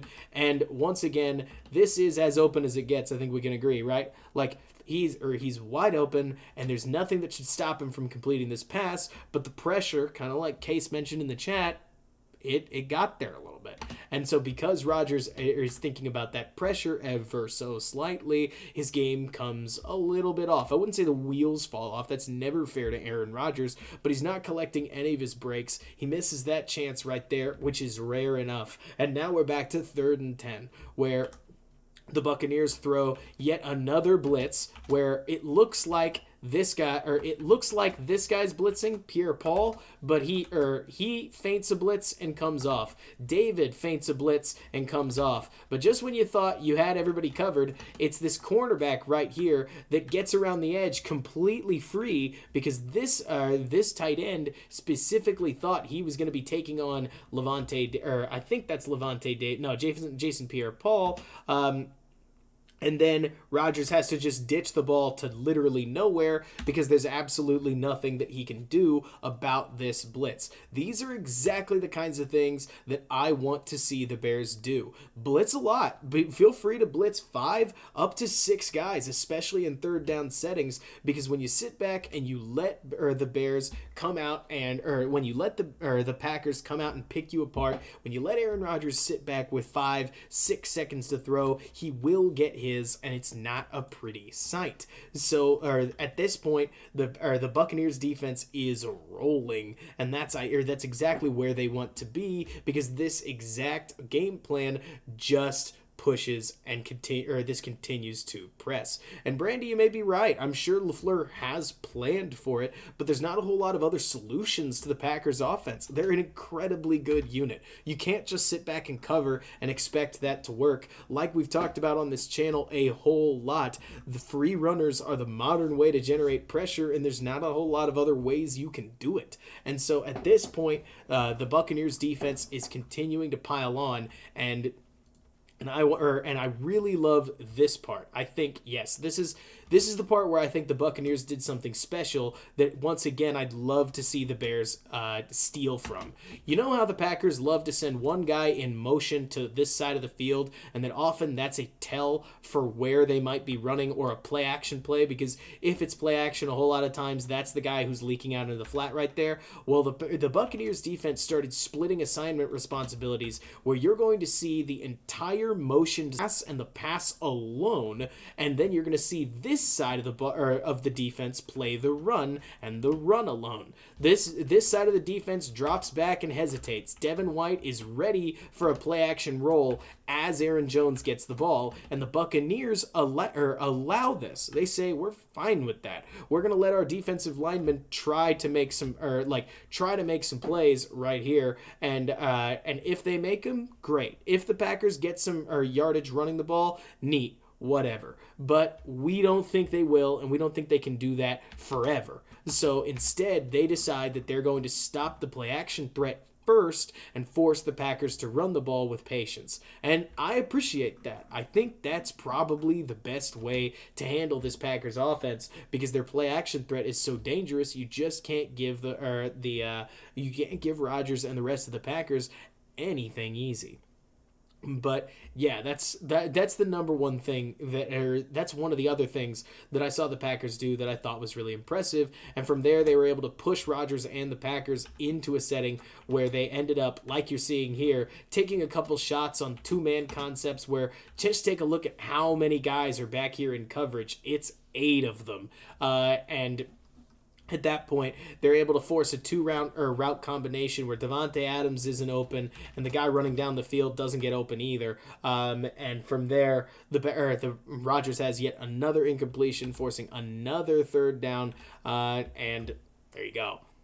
But Brandy, you got to make a play somehow. And at this point, what I'm hoping for, you talk about how a top CB is out in Jalen Johnson. My hope would be that Kindle Vildor, who's best in press situations, even if he struggles in that too, if you're going to ask something from a 5th-round rookie, you might as well ask him to do what he's good at. And at this point, Jalen Johnson's not going to be playing. The Bears are going to be without him in this game, which to me only means potentially furthering delving into this game plan further, because you kind of gotta. And you've got to help out Kindle Vildor. I don't think you're going to be doing it by avoiding press coverage and asking him to play some kind of crazy zone. At this point, I look at what the Buccaneers are doing. They were oppressive to Rodgers, as you can see, with yet another blitz that generates yet another free runner. And these are, in my opinion, the best chances the Bears are going to get. It doesn't necessarily mean it'll work. It's not to say, hey, here's the blueprint to shut Rodgers down. This is 100% guaranteed. Bam, we win. It's more to say, let's let's hold our horses, that nothing we did against the Packers the first time worked. And between plays like this and attempts like this, I think that potential shifts and wrinkles, I think that the Bears could, at the very least, they could at the very, very, very least give themselves a chance to get a couple of stops. But so let me quickly find, there's one other thing that I wanted to see. I wanted to teach you guys what a scrape exchange is, for those who don't know, because I think this is another phenomenal example of something the Bears can copy from that really might help them out. In this case, they actually get we're back to Vildor Island, Slim. And Tribe, I'm not 100% sure why there's so many Packers fans, but I have no problem with other teams' fans existing in a live stream as long as they're polite. But so at this point, one thing that I found really interesting was that to build on what the Buccaneers were doing, this idea of playing fast and being ferocious, they started running scrape exchanges on the edge. And like you're talking about, Jeff, it is a good way to stop the run. What a scrape exchange basically is, just to make sure we're on the same page, it's a collegiate-style concept that's built to defend against the zone read, which, as you remember, a zone read is often with a quarterback in the shotgun and a running back right here, and the quarterback offers the ball to the running back and reads, let's say, an end man on the line of scrimmage, and if he wants to give it, and if he pinches or sticks where he is, he gives it to the running back who runs this way, and if he pinches in on the running back, the quarterback keeps it and goes the other. That means that what a scrape exchange does is it divides their responsibilities. It says that Jason Pierre-Paul is going to stunt in this way. He's going to push as hard as he can, and Levante David is going to fly around the edge and defend this alley. And what that means is exactly like you're saying, Jeff, Levante David ends up on this scrape exchange flying straight past Aaron Jones because David operated so much quicker than he's normally ready for out of a play action set. Generally speaking, this linebacker is going to hesitate and drift here before finding his lane. Like on a play action setup like this, he would probably hesitate a little bit, pick his lane and attack. And that's exactly why play action is so useful for quarterbacks, because you can often get quite a nice pocket simply because people are reading the run. With a scrape exchange setup, you end up able to blitz off of play action and force that running back to make an incredibly fast decision that often they're not in position for. The Buccaneers are able to collect a sack off of this. You can't do it on every play, but it's something I think would be interesting given the speed that Roquan Smith possesses, or even just Danny Trevathan off of some kind of a snap count jump, and you might just be able to stop a little bit of that Packer play action attack as you go. That's something, or exactly like you're saying, Jeff, if Jones leaks out, it's a big play, but I think you've got to take a chance here. Like, you've got to, at some point against the Packers, once again, take your shots on defense even, because if you don't, you're going to get torched. And that's something that the Bears saw firsthand in their first matchup, so they've got to come up with some way to stop play action that gets a little more pressure on Rodgers, because as we saw, if he sits back with tons of patience, he's going to just smoke you. So to me personally, I understand a lot of Chicago fans for some reason want Rodgers to like get hit really hard and potentially hurt. I don't. I would just love to see, or I'd love to see them get fenced in. I really think Akeem Hicks can make a big difference in the running game. I think that's their best shot. And not to mention, whatever the Bears can do to generate interior pressure, that's going to be huge. I think that they're going to need to be willing and free when it comes to blitzing their linebackers. And if there's one other play that I thought was extremely creative, I think it's 704 right here. Let me make sure that I know what it is, and if it is what I think it is, that might not be it. Let me quickly look through, and this one maybe. Basically, the Buccaneers started specifically going through and covering what they thought that the other folks were going to that the Packers were going to attack with. They started getting in the way of where they thought they would be going with it, and I think that's ideal. This is exactly what the Bears need to do, where instead of trying to cover every single bit of grass, and thank you so much everybody for dealing with Nightbot. We're still trying to work it out, me and my mod team, which is incredible. Like they're doing phenomenal. Thank you so much, Case, and others. But the Buccaneers, or what they started doing was simply defending where they thought the Packers were probably going to go, and they ended up right enough that it shut the Packers down, as you can see, to only 10 points. It's not going to work for everybody, and it's a very risky game plan, 100%. I'm in Central Time, Slim Jim, no worries. But it is a game plan that can have some success,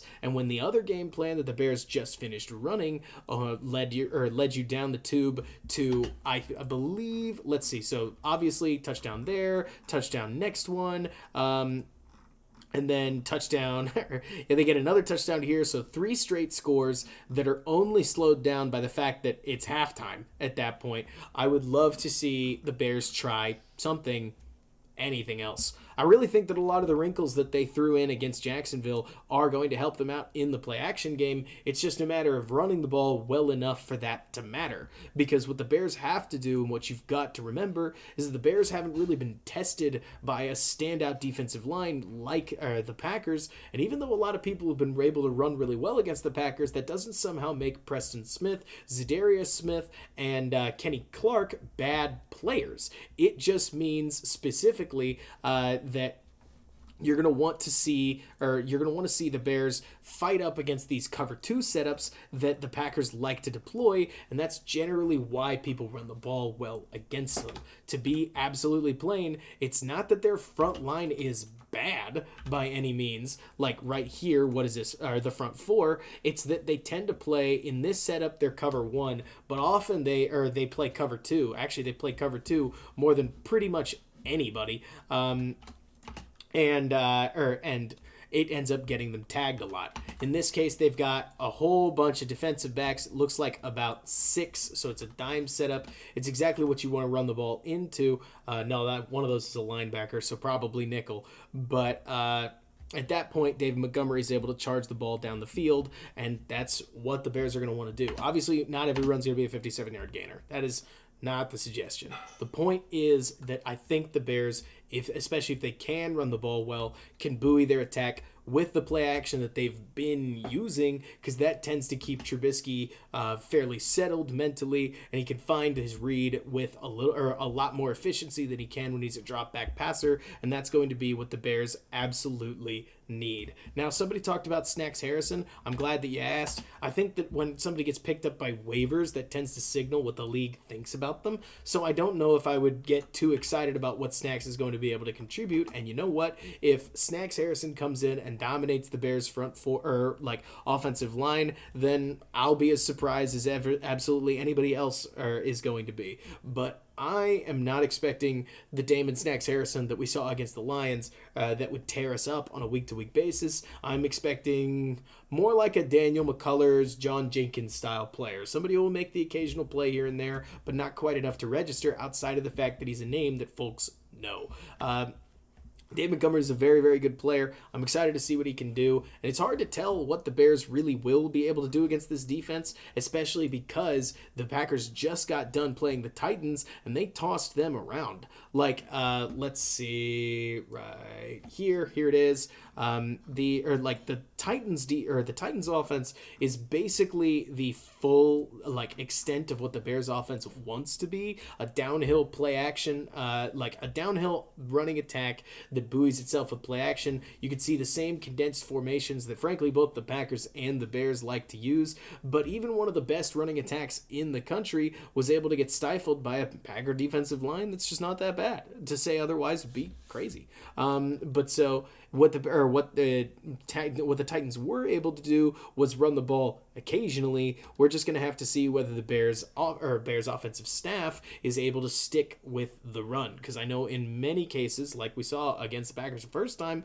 they'll get away from it pretty quickly, and they can't do that this time. Like the Titans did, they've got to stick with it, but unlike the Titans, they've got to keep their quarterback fresh, got to keep him confident, and continue to try to generate easy reads, which was basically to be absolutely plain, that basically means the Bears offensive staff is going to have to out-scheme the Packers defensive staff, and that's never an easy task. But sitting at 8-7 with one win to get in, that's exactly the test that Matt Nagy and his offensive staff need after a 6-game losing streak that threatened to define the season, only to be saved by 4 30-plus point weeks. This is a great test for the Bears. At one point earlier in the week, I said that it's probably not a great test because the Packers are as good as they are, but I'm not sure I believe that anymore. It's as good a test as you could ask for against one of the best teams in the country. And if you asked me to pick the game and you forced me to do so, I probably think the Packers have this one, but it's a rivalry game and you just never know.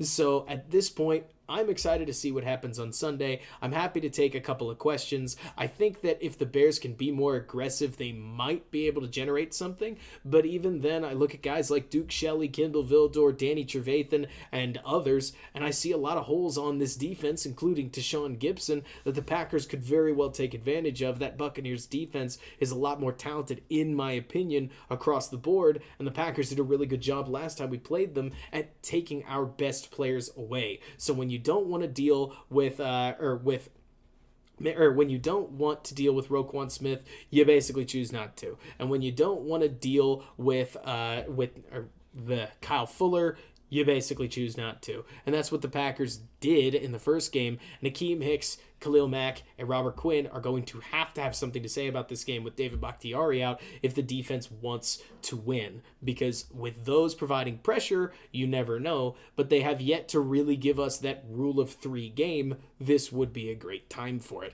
How will the Bears handle inside stunts? Believe it or not, Brandy, they've actually been pretty solid about stunts. They were terrible in the middle of the year. You were able to get Rashad Coward and whoever was next to him on a stunt fairly consistently. But nowadays, they're much better about it. Sam Mustipher and Alex Bars are stronger at picking up stunts and communicating. Their real issue comes with slowing down power rushers, so we'll see how they handle Kenny Clark in one-on-one matchups, but stunts are a little bit slower and allow you to get the ball out, so we'll see what the Packers want to do in terms of stunting on the Bears, and maybe more importantly, whether the Bears can avoid those third down situations in the first place.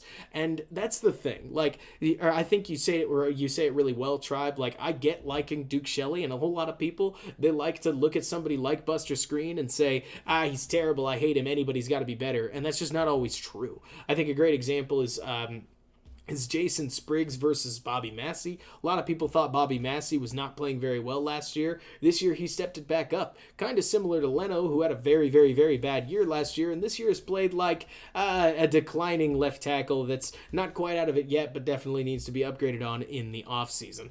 Am I scared of the Packers secondary and turnovers? I mean, always, I guess. The trouble with being a Bears fan, and I am a huge Bears fan, is that in the last 10 years of my life, the Bears-Packers games have generally not been something to celebrate. So until the final score ends, I will be more worried than I am excited, though I am always salivating at the chance. I'm really curious to see what it is that the Bears are going to be able to do. Obviously, I'm pulling for them to win the game, and I hope they do something to surprise me like we've talked about. There's a lot of defensive things that they could do and a lot of offensive things that I'm dying to see them get right, because that game that we saw, and I'm just showing a bunch of the Titans offense, because again, the Titans with Tannehill and Derrick Henry and so on and so forth are exactly why are the idealized form of the Bears offense, and the Packers just shut it down. So I think it's worth seeing, but at this point, I'm curious to see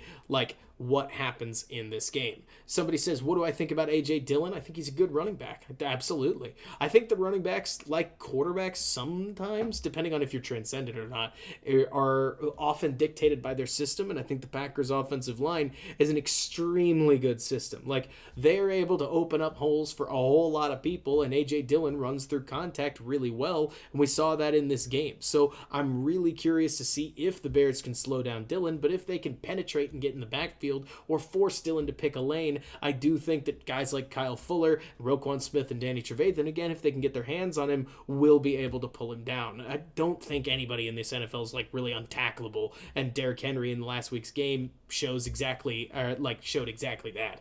When blocking evaporates, often so does running back production. I get liking Dillon, and I'm not trying to come down on the guy. There are a lot of Bears fans love David Montgomery. I think David Montgomery's awesome, but he didn't produce for a long while due to blocking issues. So it's all going to come down to how that defensive line is able to handle the Packers blocking, because if they can't, they're going to be in trouble. I totally agree, Action. I think Pagano is going to have a solid game plan. It's going to have to be basically his finest hour, because what we did last time was the definition of did not work, and what we hope to do would be obviously something else. And it's funny because you'd look at it and you'd say, like, let's do almost anything else. When the Bears called zone, it didn't work. When the Bears called man, it didn't work. One of the only things that I really saw that worked for them was cover 2, which was a little bit better. But the problem was that the Packers ended up dicing that up too, and you're able to run against it a little bit better than other defenses. Let's see. Looking at this, Adams was held. I'm just taking a look. Brandy, I'm expecting Adams to get bracketed. He has to be, right? When you've got Kendall Vildor out there and Duke Shelley, one of which a sophomore, the other a rookie, you got to have help for your young guys, and if not, you're basically asking to lose. So I expect the safeties to be pretty involved in terms of bracketing. I just don't know how much it'll matter, because if the Bears can't generate pressure, and they didn't last game, they're going to be in trouble, and Rodgers is going to be able to ultimately dice up the coverage however he wants to. Let's see. How much of an injury impact do I think Bakhtiari's injury will have on this game? A big one. I think that I think anybody coming in and trying to play in Bakhtiari's place is going to have a tough challenge ahead of him, because Bakhtiari's so good that there's inevitably going to be a fall. But it's going to be a big game for Robert Quinn, because one thing that's been a problem has been that Robert Quinn can't play both sides the way that Khalil Mack can. And as you can see here, this is the Packers forcing the Titans into, it's got to be third down, right? Because the only reason Tannehill makes this throw is because, 3rd and 4, he makes this throw across the across the middle of the field, and it's picked off pretty easily, and this is exactly the kind of stuff that Mitch Trubisky has got to avoid. Pressure gets in Tannehill's face, the throw's not what he wants it to be, and it gets picked off. In that case, I think it's by Darnell Savage, who's been pretty impressive. Like, there are a lot of pieces on this Packers defense to be scared of, but right now the Bears offense is just about the only thing they have going for them, so it's the only thing that I can have faith that should move the ball at least a little bit. If the Packers are able to make them one-dimensional, though, expect it to look like this, unfortunately. Davon, it's got to be a good game for Hicks. But back to Bakhtiari, I don't think that just because Bakhtiari is out means that the Packers are going to get destroyed or something like that. I'm not crazy. The biggest problem that I've seen with Quinn is that he can't switch sides, meaning that we can't get Khalil Mack on the replacement. It's got to be Quinn. So Quinn needs to have a big game rushing the passer, even though all he does is speed rush, and lately it hasn't been well, because at this point it's almost a tradition for number 94 to have at least one good game against the Packers per year. Leonard Floyd did it his entire career, and if Quinn could live on in that, you know what? It might be too little too late, but we will take it, especially if it gets the Bears into the playoffs. I agree with you, Tribe. Packers defense is average, offense is elite, but a lot of the Packers defensive players are starting to really roll. So it's not it will all come down, I think. Like, if you want to know what I think it'll all come down to, I think it'll come down to the battle between the Bears offense and the Packers defense. Packers defense shuts down the Bears offense, Bears are going to lose. If the Bears offense can move the ball against the Packers defense, hopefully the Bears defense comes up with some kind of a play here and there. I think that they can, especially with Hicks returning, and you never know at that point. There's no scenario, to be clear, where I go, if this, then Bears win, bam. I think there are situations where I say, if this, then Bears lose. But if this, then it's a toss-up. And you'll take the toss-ups at this point because the Packers are a true bona fide Super Bowl contender, or maybe were. Bakhtiari's injury is a tough one to swallow, though you never know with Aaron Rodgers like this. Like, he's playing out of his mind. So at this point, I would love to see, I'm just excited to see the game and take a look at whether anybody surprises us. So somebody else asks, can we move Mac to the side Baca was on and bring somebody like James Vaughters to play? Sure. The trouble is that at that point, you're not really giving yourself or your investment, Robert Quinn, a chance to shine. So I tend to doubt that they'll do that early. My expectation would be that they might do that if Quinn really, doesn't do well. And at that point, the Bears may already be in the hole. So somebody says, who's the weak link in the Packers coverage? And yes, thank you, Brandy. It is Kevin King. I'm not near as savvy on the Packers defensive names. Truly, if you can tell, I focused on their offense and what went wrong for the Bears, what went wrong for the Packers against the Buccaneers to try to put this together. I hope y'all have enjoyed it so far. And so I didn't quite have as much time to study up on the Packers offense or on their defense as I wanted to. But Kevin King is somebody that I've seen get victimized a lot, and I would imagine that the Bears will do everything that they can to try to get Allen Robinson up against him.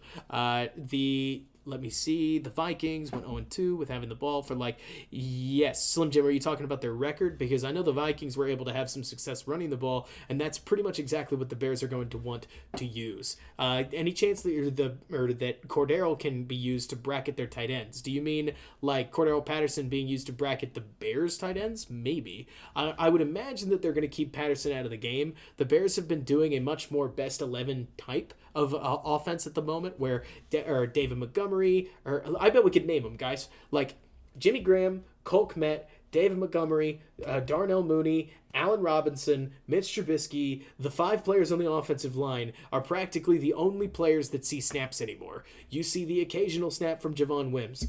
You see the occasional snap from Anthony Miller. You see the occasional JP Holtz snap. But where we used to see the Bears, flip people in and out all the time and come up with a whole bunch of crazy formations that often didn't chain well together, at this point the Bears tend to ride with their best players and just go from there. It's simplified. It's helping the offense execute, and I think that it's made a big difference. So, is Patterson going to to get in the game? My guess would be I doubt it, because, or if only because they're keeping the best guys that they have on the field as often as they can. And lately, one of those guys hasn't been Patterson, who's had his own issues, like messing up assignments in the past. And like you're talking about, Tom, absolutely, like I agree. The Bears defense can't miss tackles. Green Bay is going to put guys in space. They're not an offense that just does one thing. And to all the Packers fans in the chat, I've got to give like your offense some serious credit. It is very multidimensional. If it wants to attack you downfield, it can. If it wants to run the ball, it can. And it can run so in almost every direction. If they want to attack you short underneath and run the ball from there, they can. Their screen game is good. I mean, there's nothing that this Packers offense isn't doing well right now, and it's why they're as impressive as they are in a league driven by offense. So massive credit there. But that's where, again, if this Bears offense is, or if this Bears team is going to beat the Packers, the Packers probably have to have an off game, just one way or another. The kind of game where coin flips just don't go easy on them. And the Tennessee defense is not very good. So it's not the greatest example of the Packers whooping somebody that's great or something like that. But the Bears defense, or the Bears offense, the Bears defense is going to have to slow them down somehow, and that starts with taking something away. The Bears defense seemed to try last game to take short options away, but they didn't do it because they didn't ultimately get any pressure on the quarterback, and it's why it's a tale as old as time. You've heard it before. If you can stuff the run and apply pressure, you'll be able to cook the Packers as close as they can and put them into a situation that maybe they don't want to be in, but it's a very hard thing to do. So I think the key here is interior pressure. I really like a lot of what they can, or of what they could potentially do with blitzes again on the interior. I paused this to talk about it.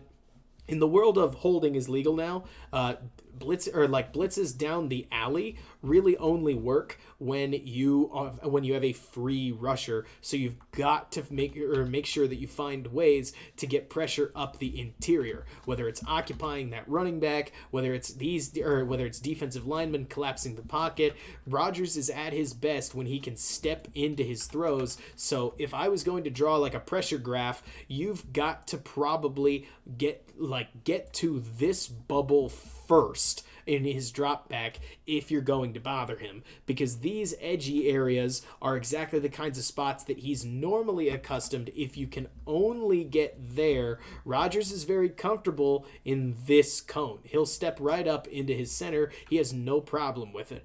But if you can get that interior pressure, he tends to step back and throw it a little bit further off his back foot than he'd like to, because interior pressure bothers every quarterback. And yes, I'll be breaking down a loss even so, because why not, right? Still sounds fun, and we might as well. But so that's the thing, Action. Like you're saying, I like the idea of blitzing Shelley a lot, because I don't know how much I trust Duke Shelley in as the slot corner anyways. So I would probably send the slot corner, Duke Shelley, because he's quick and he might be able to make a play on the quarterback. And like somebody said, he's really only in there hit people anyways. So you can try to pick up his slack with a safety to Sean Gibson and see if you could steal a couple of pressures off of that slot cornerback position. Maybe Kendall Vildor and even Kyle Fuller as well. You just got to find something to do. And at that point, I think bracketing Devontae Adams and other things like that come into handy, but we all know that, and there you go. I do think that somebody talked about Anthony Miller. I like him. I do like Anthony Miller. I think he's a massive ball of awesome talent. The trouble is that I also think that he doesn't really fit what the Bears want to do right now. He's not as much of a threat on play-action concepts. He's a much bigger threat in a spread offense that's wide open, and he can kind of pick where he wants to go. I think Steelers from like 4 years ago, very Antonio Brown-esque in terms of the way he runs. I just don't know if he fits with what the Bears want to do, because they would need an Aaron Rodgers style quarterback that can decipher coverages and figure out where he wants to go with his receiver to work with that, and the Bears don't have that, which, hey, when have we? Thank you so much, Action. I appreciate that compliment. That means a whole lot to me. But so exactly like you're saying, Tom, I do think that when you blitz Jackson, you're telling. One thing that I do think the Bears could do, let me back this up to the all 22, is if you did have Gibson in at free safety and Eddie was right here, you could bluff Eddie down towards the line of scrimmage and then back him off and have him sit in that deep zone. So if the Packers did want to say kick this guy over here, and let's say this is Roquan Smith, and now you've got Roquan lined up against Jones again, you could potentially have Eddie Jackson occupy that middle of the field that Rodgers likes to attack, especially if there's a slant route on like a third down or something, and from there you force him to beat you over the top, and again, you live with the result. None of this is a guarantee. It's all different ways to wrinkle what the defense is doing and potentially try and confuse Aaron Rodgers, who, as a 36-year-old veteran, has seen a whole lot of football, and it's going to be pretty hard to confuse, but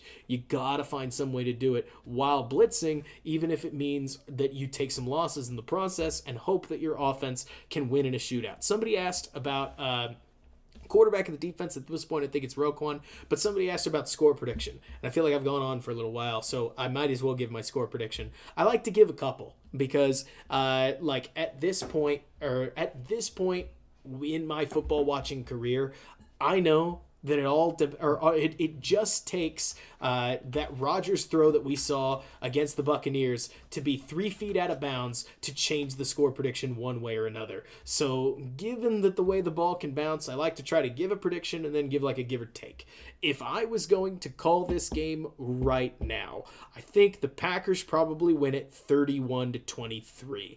Now, I do want to put in that I've got like a plus 10 on that, so or like a plus or minus 10. So the Bears could squeeze out a 33-21 point win, maybe, or maybe closer to 33 to like 31, or 28-27, or 31-28. If the Bears win, it'll probably be tight. But there's always the potential for the Packers to blow us out, unfortunately, because they're a very, very, very good team, and I don't want to deny that possibility with some super optimistic score projection. What I will say is that turnovers are going to play a big factor in this. If the Bears can find some, always hard to do against the Packers, whether it's a forced fumble or an interception, if they can find some turnovers, you've always got a chance. Turnovers turn games around, and as we saw against the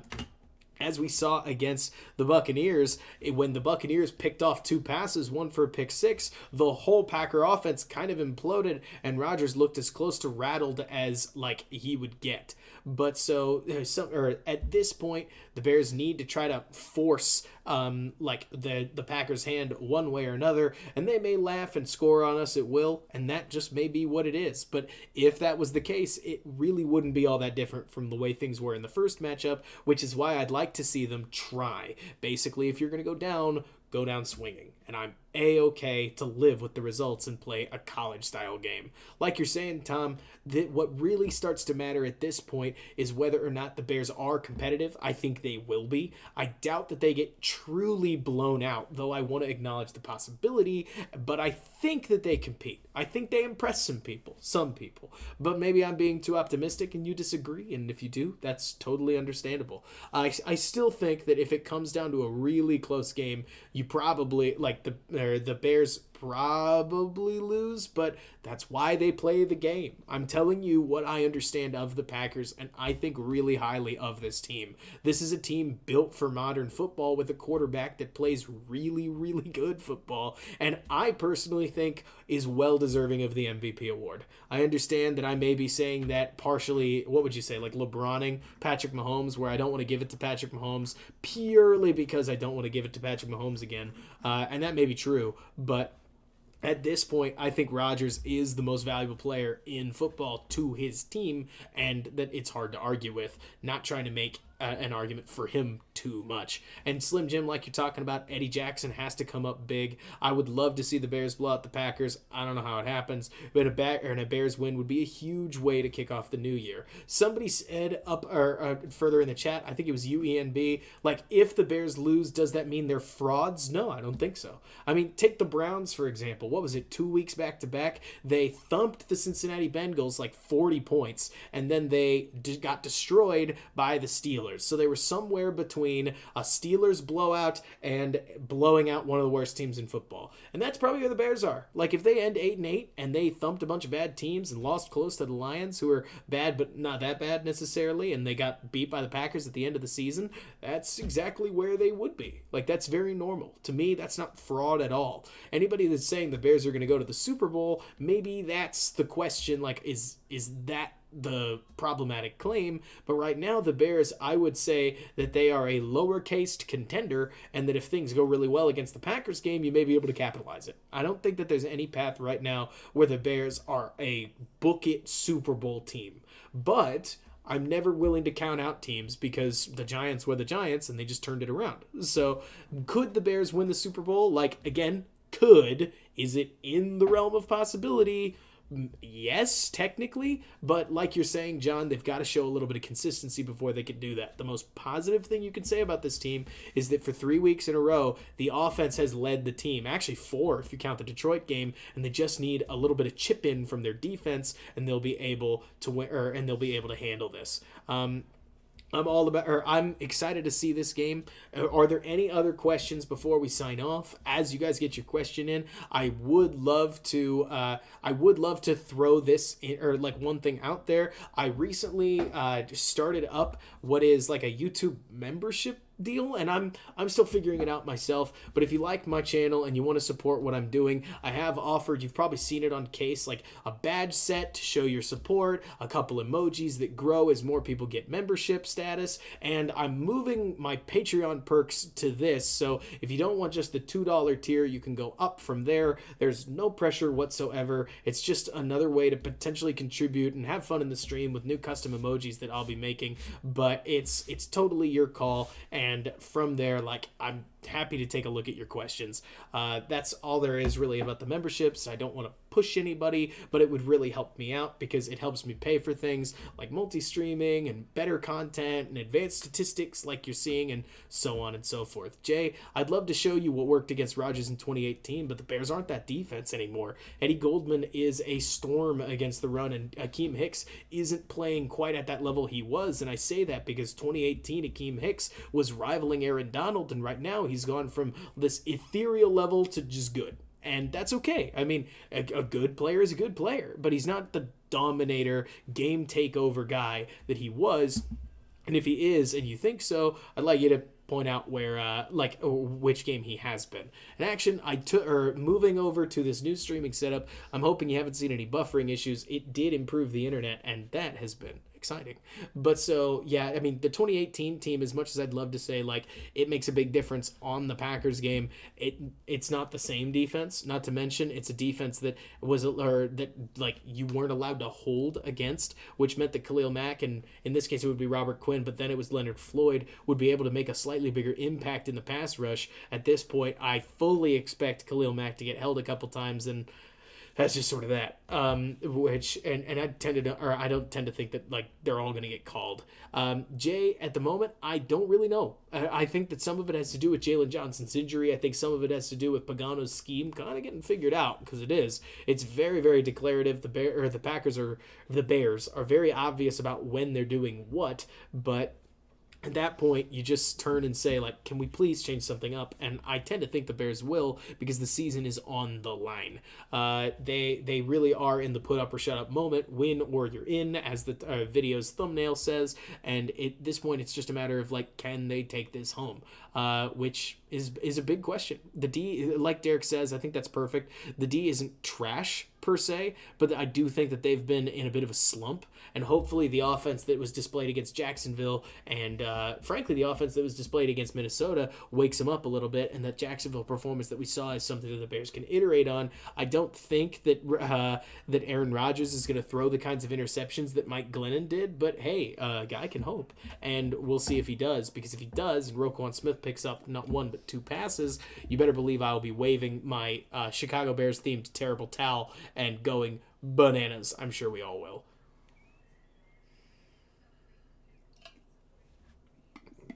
And Tom, for as much as you say that about Patterson, I haven't seen Patterson, like, I didn't see him all last week. I don't think I saw him the week before. There really is a whole lot of, like, gut check that's been going on with Matt Nagy that's made the concept of firing him kind of complicated. But hey, we'll see. This or either way, guys, I am so excited to have given you this stream. Are there any final questions? Because I agree with Davon that this is going to be a very good test for the Bears, and we'll be able to see whether they do or don't need to make changes in the offseason. I'm curious to know everything. I know everybody says moral victories don't count, but hey, as a Bears fan, I would love to see if they are going to lose close. Obviously, I'd hope that they win it. But so at this point, yeah, we just move on, from here. And we just hope that the Bears win. And action, I'll talk about that more in a Patreon post here in the next couple of weeks. Let's let the Bears' next game resolve itself, and we'll get back to that. But so, yeah, at this point, guys, I think that we are good to close things up. I have no idea, Owen, whether Mitch will have a job if they lose. Really hard to know. I don't know if Nagy's going to be here next year because, seriously, I really think this all comes down to what happens in this game. If this is the kind of game where they go out and they win, then absolutely I think Nagy's back. If they're competitive alone, he might be back, especially if the offense has a good game.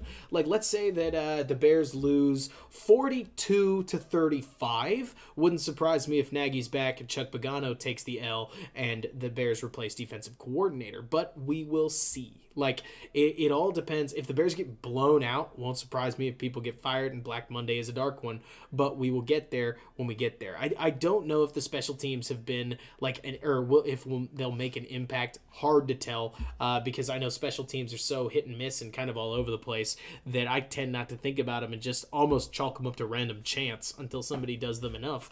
And this year, the Bears special teams have taken care of business. I don't think that they've really allowed, like, a ton of punts or so-and-so, or, like, I don't think they've really allowed, like, all that many negative plays, and I don't think they've created all that many positive plays, so I'm just sort of waiting to see. And absolutely no worries action. That got weird in the midstream, but yeah, Slim, if they lose 40-0, like, things are going to get bad. But if they win 40-0, maybe everything changes. Who really knows? But so, yeah, if the Bears can create some turnovers, this is a big one.